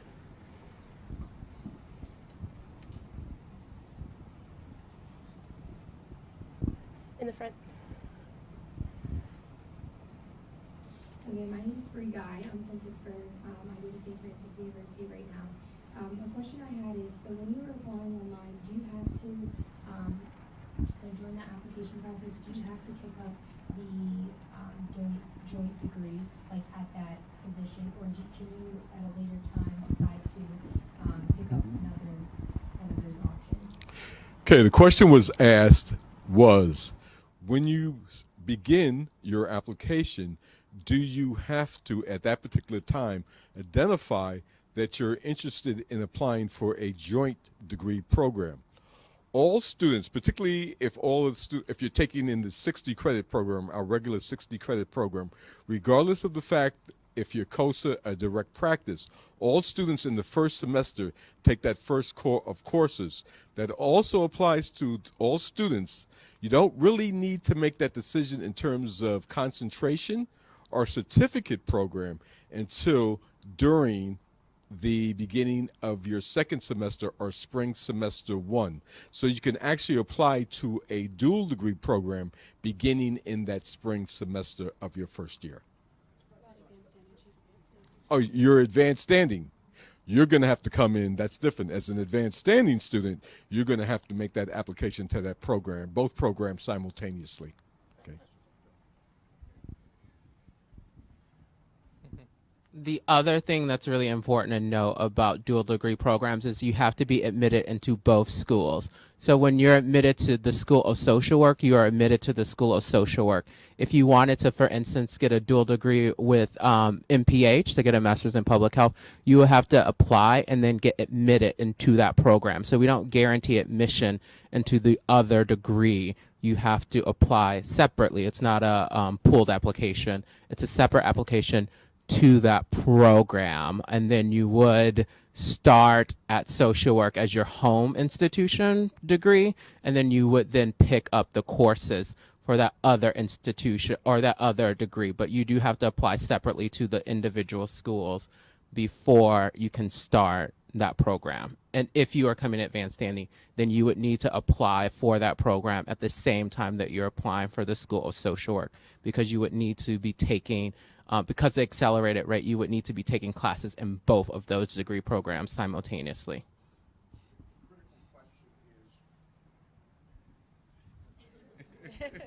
The critical part of that is, when do the other schools admit? Okay, we admit only for the fall term. Other schools do have, like public health, GISPIA, they admit on a rolling basis. So you can get admitted for fall or you can get admitted for spring. So you can come here in the fall, start in social work, and say, I think I want to go and do a joint degree with GISPIA. Then you could apply for them in the fall term and get admitted for the spring term. Okay, so it's a matter of when the other school has admissions for their program. And we have had students in their first year kind of think about it and then get in, but you're really playing catch up at that point.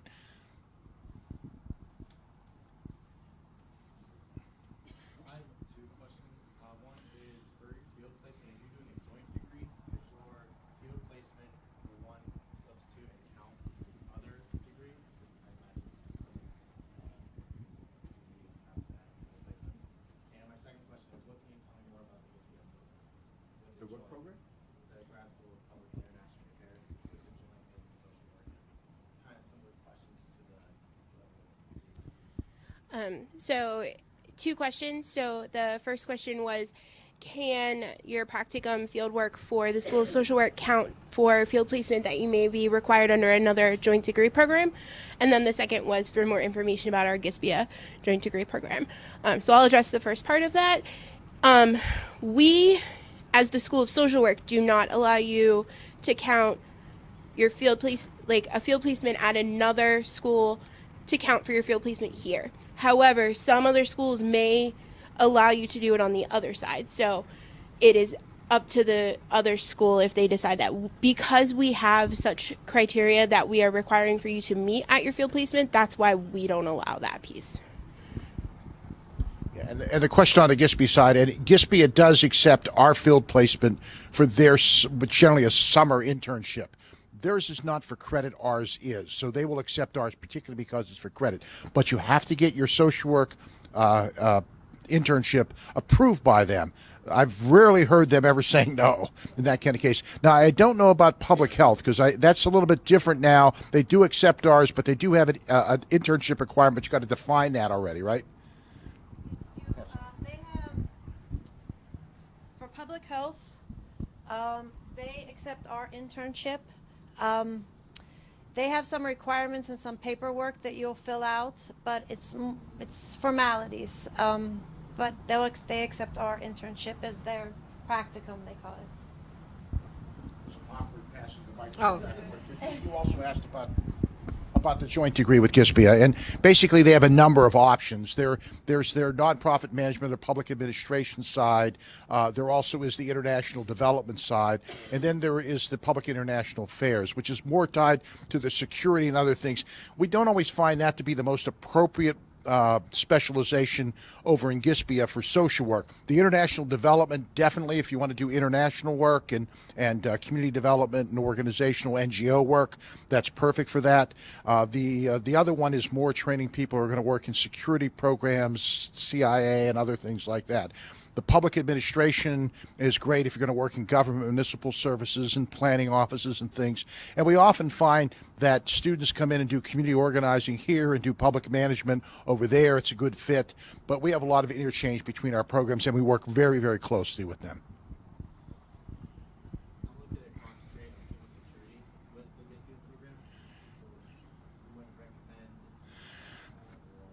I would talk to your advisor. It depends what you see yourself doing when you're trying to graduate, with that kind of work. Okay. Yep.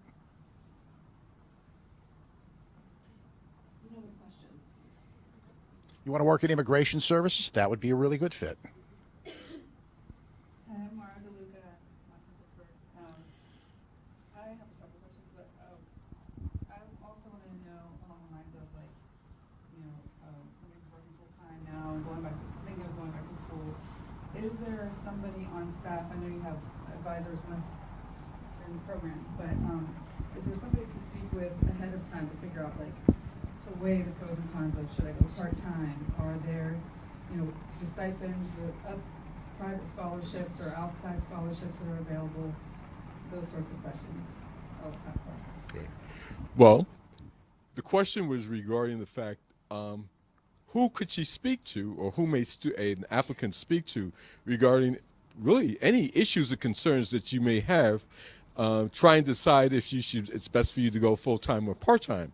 You can always speak with me directly, either via phone, email, or you can come in and visit with me.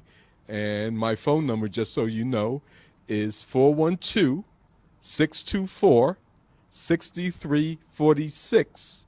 Or my email address is psm8, the number 8, at pitt.edu. And I would be pleased to meet with any of you at our mutual convenience.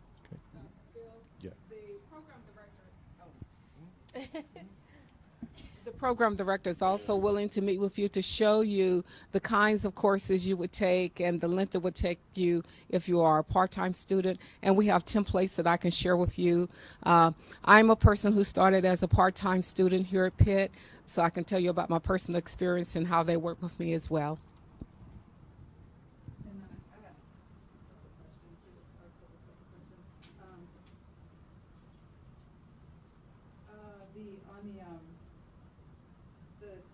Center, I forget what it's called. Here you are. So you mentioned LCSW license prep, but I know you have to do what is it, 2,000 hours before. Right. So does you come back and do that? Right. I mentioned the LSW. But it said LSW Right. Okay. So do you offer that post-graduation? Like Absolutely. All of our career programs are eligible for alums as well. So I have alums coming back all the time, who may be in transition or who may decided not to get their license early on but feel they need to get it now. So all of our services are available to our alums. No cost. Only thing you have to do is just email me, schedule an appointment, and we would certainly have you to come in, and we'll see if we can help you. And just for the record, my email is bobby@pitt.edu. Don't get any easier than that. So Either Bobby, or Tracy, maybe you would want to explain the difference in the licensing process, the difference between the LSW and the LCSW. Yeah, when you come out of the master's program, you basically then can take the master's level exam for the LSW. You have to have that first. Okay, you take that. Then you go into the rigorous process of accumulating your supervision hours. You need 3,000 hours of supervised time. So it's really important where you work and who's there to supervise you. So in making decisions about a job, it may depend on, do they have licensed clinical people or psychologists or others who are at that level who can supervise you in that time, so it counts towards your clinical license in social work. Then once you've completed those hours, and 300 of those could be group supervision, the rest are individual supervision hours. So again, having somebody who directly supervises your work is really critical in that area. Then you sit for the LCSW exam. And it's a little bit different because it's a much more applied exam than the general exam for the MSW level. So that's the trajectory. It usually takes about 2 years to get those hours if you have a good full-time job, right? And not anyone can be a supervisor. There are specific qualifications for the individual that's supervising you. And and what is the difference in terms of what you can do with both licenses? Well, in terms of the LSW, which is the basic license, I mean, you can really work anywhere, and it all depends on the agency. Now, if you bring in the licensed clinical social work, that permits you to hang up your shingles and be in private practice and get on insurance panels, so you can get paid directly to you as opposed to you working within an agency. But it also says too that you've achieved the highest license in social work, and this is across the country. The LCSW is the highest license in social work. Now, one interesting thing about the basic licensure, the LSW, it is in all 50 states. You take the test here in Pennsylvania, you can have your score transferred to any state in the country. Other than California. California does not acknowledge the basic LSW, but it does acknowledge the LCSW. So, you can take it here. We encourage all of our students actually to take the LSW in the last term. Pennsylvania is one of the few states where you can take your LSW in the last term of your social work education.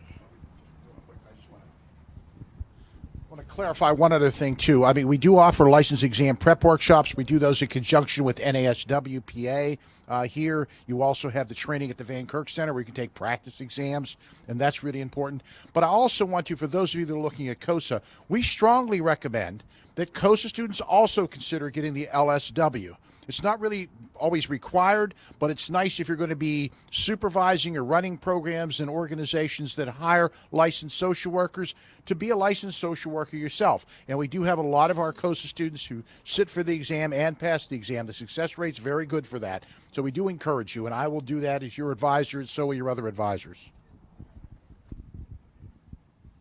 I myself, I'm currently in LSW working on my LCs.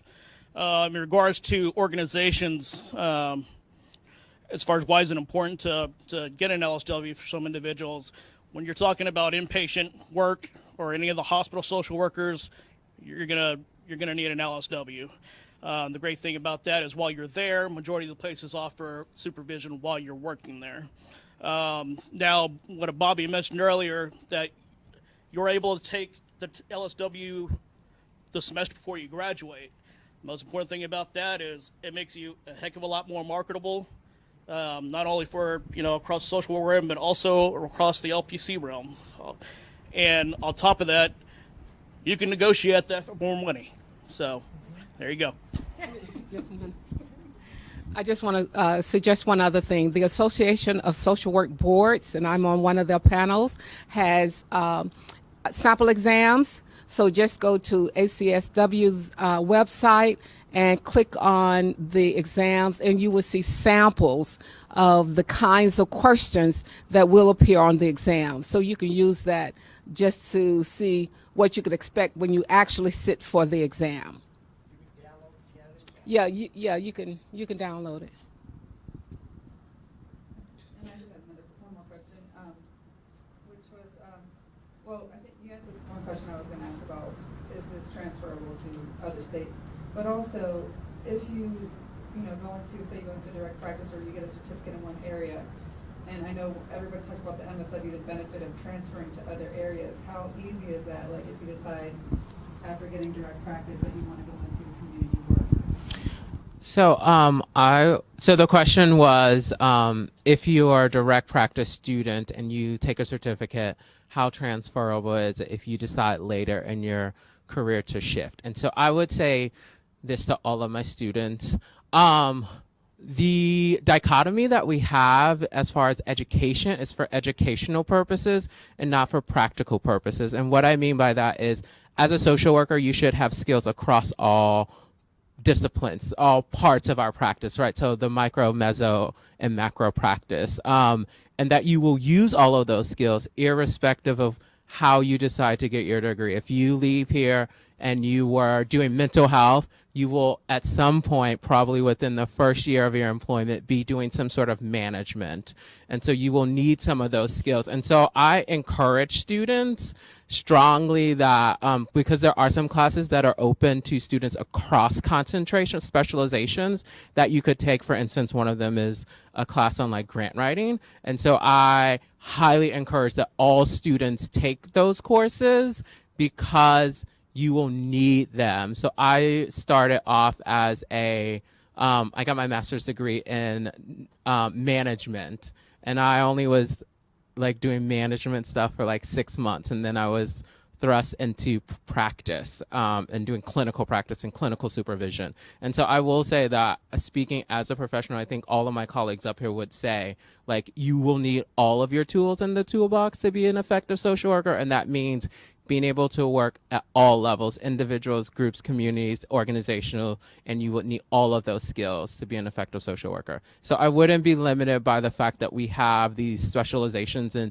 determining what you think you might want to do, but I would use it as an opportunity to maybe take some of the courses that you can take that are non-specific to specialization, and then if you're really interested in one or the other, then you take those other courses. But absolutely, you should take a little of everything. I want to add to that the one thing I've found is compared to like other professional degrees like professional counseling or others, social workers tend to rise in organizations much faster because of the larger systems, our systems theory approach, and the basic generalist foundations work that you get really prepares you to step into supervisory roles and management types of roles much quicker than any other profession. And when you get into agencies, you'll see that distinction really quickly. So I think we're at a competitive advantage for that because of our educational base and the foundation you get, whether you're going into a specialization in COSA or a specialization in direct practice. We generally understand organizations and systems much more effectively and rise up in organizations. There are a lot of folks who came through direct practice who are leading major organizations, working in foundations, and they do that work very effectively. Just caveat on what Tracy just mentioned. He mentioned being able to rise up faster within the ranks. Where I first interned, and as well as my first job at Mercer Behavioral CTT, there are a plethora of social workers and professional counselors, PCs. And for the professional counselors, it's a much longer process in order to get licensed. So what you'll find is, especially at CTT, it was hard to keep social workers because if they came in and within the next first year or so they got their license, they can move on. I mean, they're automatically marketable. You're getting higher job offers from other places. So that's why it's difficult to keep them in a certain area, because we have the opportunity to advance faster. Yeah, I love how you explained that plus sleep over the direct practice and COSA. So, but continuing with the MSW CAS, what I was really trying to say is what does that mean, like once you're in the school? Yeah, I understand the school registration, the practice and all of that, but like when you were saying the LSW, yeah, thank you. So the question was, so what happens on the offset after you get your degree, and it's a dual degree with education. So essentially it allows you to be able to then, it's a teaching certificate. So it allows you to teach in schools. And also you have the frame. I think the benefit of that is you have the framework of a social worker and teaching. And I think that is an amazing thing to have a teacher in a classroom who also understands the impact of the social environment on their students. And so I think that is the benefit of that. And that is what it allows you to do. But essentially that dual degree is a social work degree and a teaching degree. So you can go and be a teacher. And so that is sort of, yeah, so I hope that answers your question. Did you find many education settings today that are charter school programs, they're looking for people, particularly in urban settings, that really are looking for people who have a specialization in being able to work intensively with their students as well as being teachers in the classroom. So they look for their students to be both social workers and teachers. And that program is really putting together through our Center for Urban Education here as kind of a unique challenge in urban settings for finding people who could work intensively with students who are challenging students in the class, but also have a lot of social issues to work with. And so I think some schools are going to be looking for that in particular. I think it's going to be a very marketable one. Hi, it's Roberto again from DC. I had a question about the degree program with public health. In your opinion, can an advanced standing student here, would it be possible to complete the 2 years? And then also, are the 2 degree programs double the cost? How does that work? So the question was, if you have a dual degree, can you do them in 2 years? And the second is about the cost. So the answer to the first question is no. It's pretty simple. So because it's it's 2 degrees, and for your social work degree, you still have the requirements of field education, right? And so there's no way that you would fulfill the requirements of your practice in 2 years with the addition of additional coursework. You could easily do it in 3. 2.5 if you really push it, and for public health, because public health offers classes in the summer, so you can surely do an MPH MSW in 2.5 years because of the way that their curriculum is structured.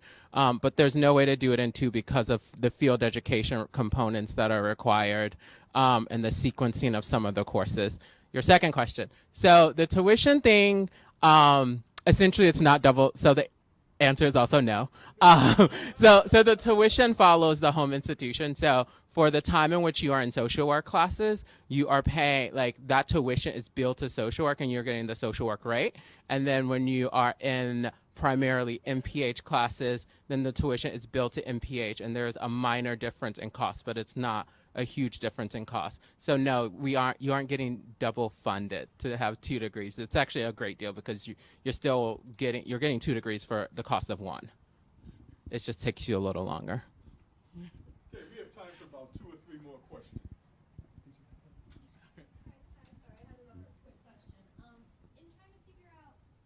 COSA versus direct practice. If you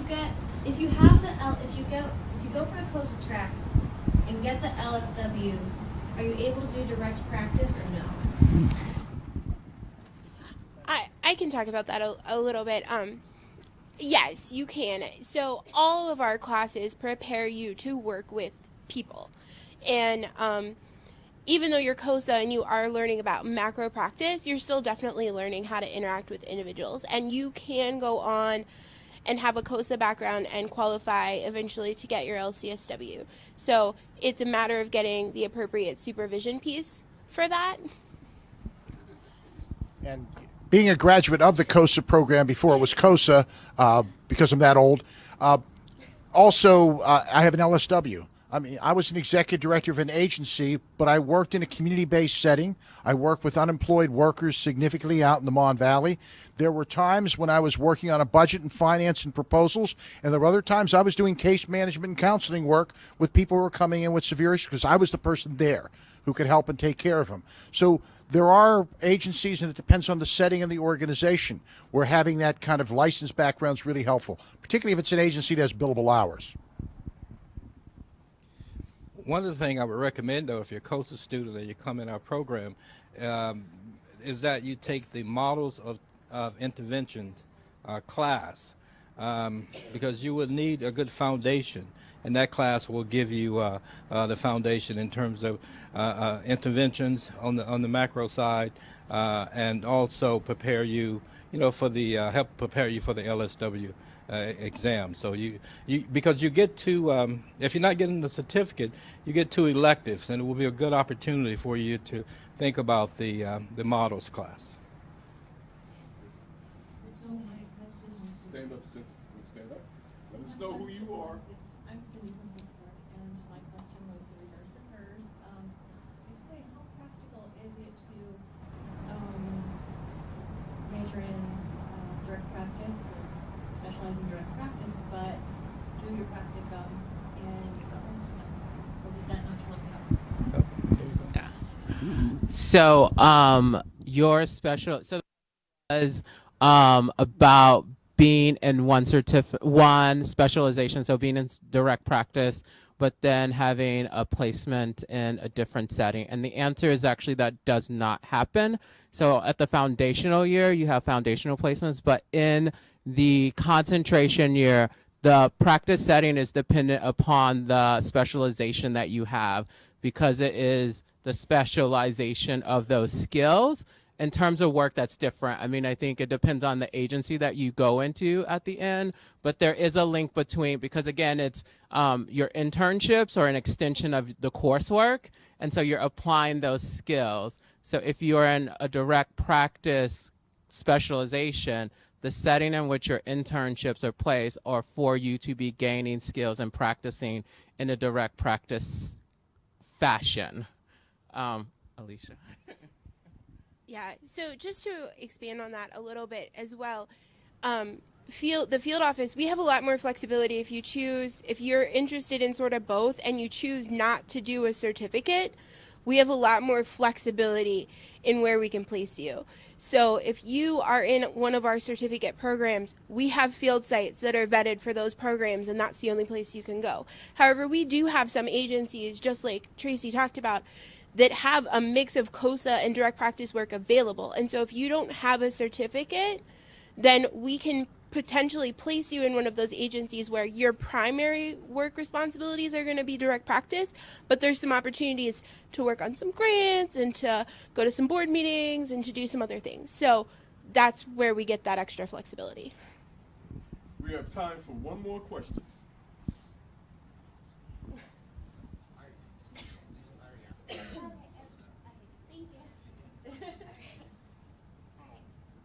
My name is Moesha. I'm from the Bronx, New York, but I actually just graduated from Waynesburg University. I just wanted to ask about whether you can earn a certificate, well, 2 certificates in direct practice. Because, like, let's say I want to do mental health, but I also want to do, like, I think it was home and school and social work. Yeah. So the answer is no, but yes. Oh, sorry. The question was, can you earn 2 certificates in direct practice? And the answer is no and yes. So I know I'm very clear about the guidelines here. When I say no and yes, the official answer is no, because of the courses. There are some courses that are required for certain certificates, and there's very little overlap in those courses and certificates. However, if I have had students where they are interested in this very actually same area, and I've also had a student who wanted to be able to do family and marriage counseling. So what we did is we customized their program. So they didn't technically have a certificate, but we basically picked out courses. We sat together and we picked out the courses that would maximize their ability to do that. So if you're interested and potentially like being in schools, but you're not 100% sure and you might want to go into private practice or whatever, we would just basically customize. And it actually is kind of nice because then you're not beholden to taking a specific class anymore. It allows you to say like, I want to take the grief and loss class, but I also want to take the class on working with children, family, and youth, but I also want to take CBT. Well, you can take all three of those classes, and that's completely fine because and that's for any student. We can customize. You're not required to have a certificate. That is not a thing here. You can absolutely customize and take what is going to be most beneficial to your future. So that is just a conversation with your instructor about like what I think I want to do and what classes make sense, or does it make sense to do a certificate? Just the final word. Social work as a professional degree, I want all of you to understand that your learning does not end with the completion of your earning that MSW degree. Most of you, in order to retain your licenses, you will go on and continue to take continuing education courses throughout your professional life. So don't look at it and think that, all right, it's going to end right here once I get my MSW. If you want to pick up some additional skills or knowledge, you will do that, as I said, as long as you are working as a professional social worker. I want to thank all of you for coming out today. I hope this information session has been helpful to you. I would love to see everyone's application to come across my desk, and many of us will be around still to answer some questions that you may have over the next 5 or 10 minutes. And to all of you, make sure to have a happy holiday and a very safe holiday. Thank you.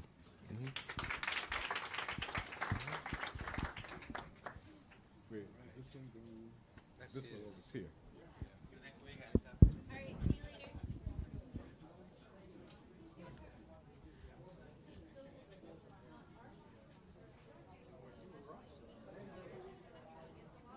I know, they was drilling me. Good thing I know what I'm talking about. Roll with the punches.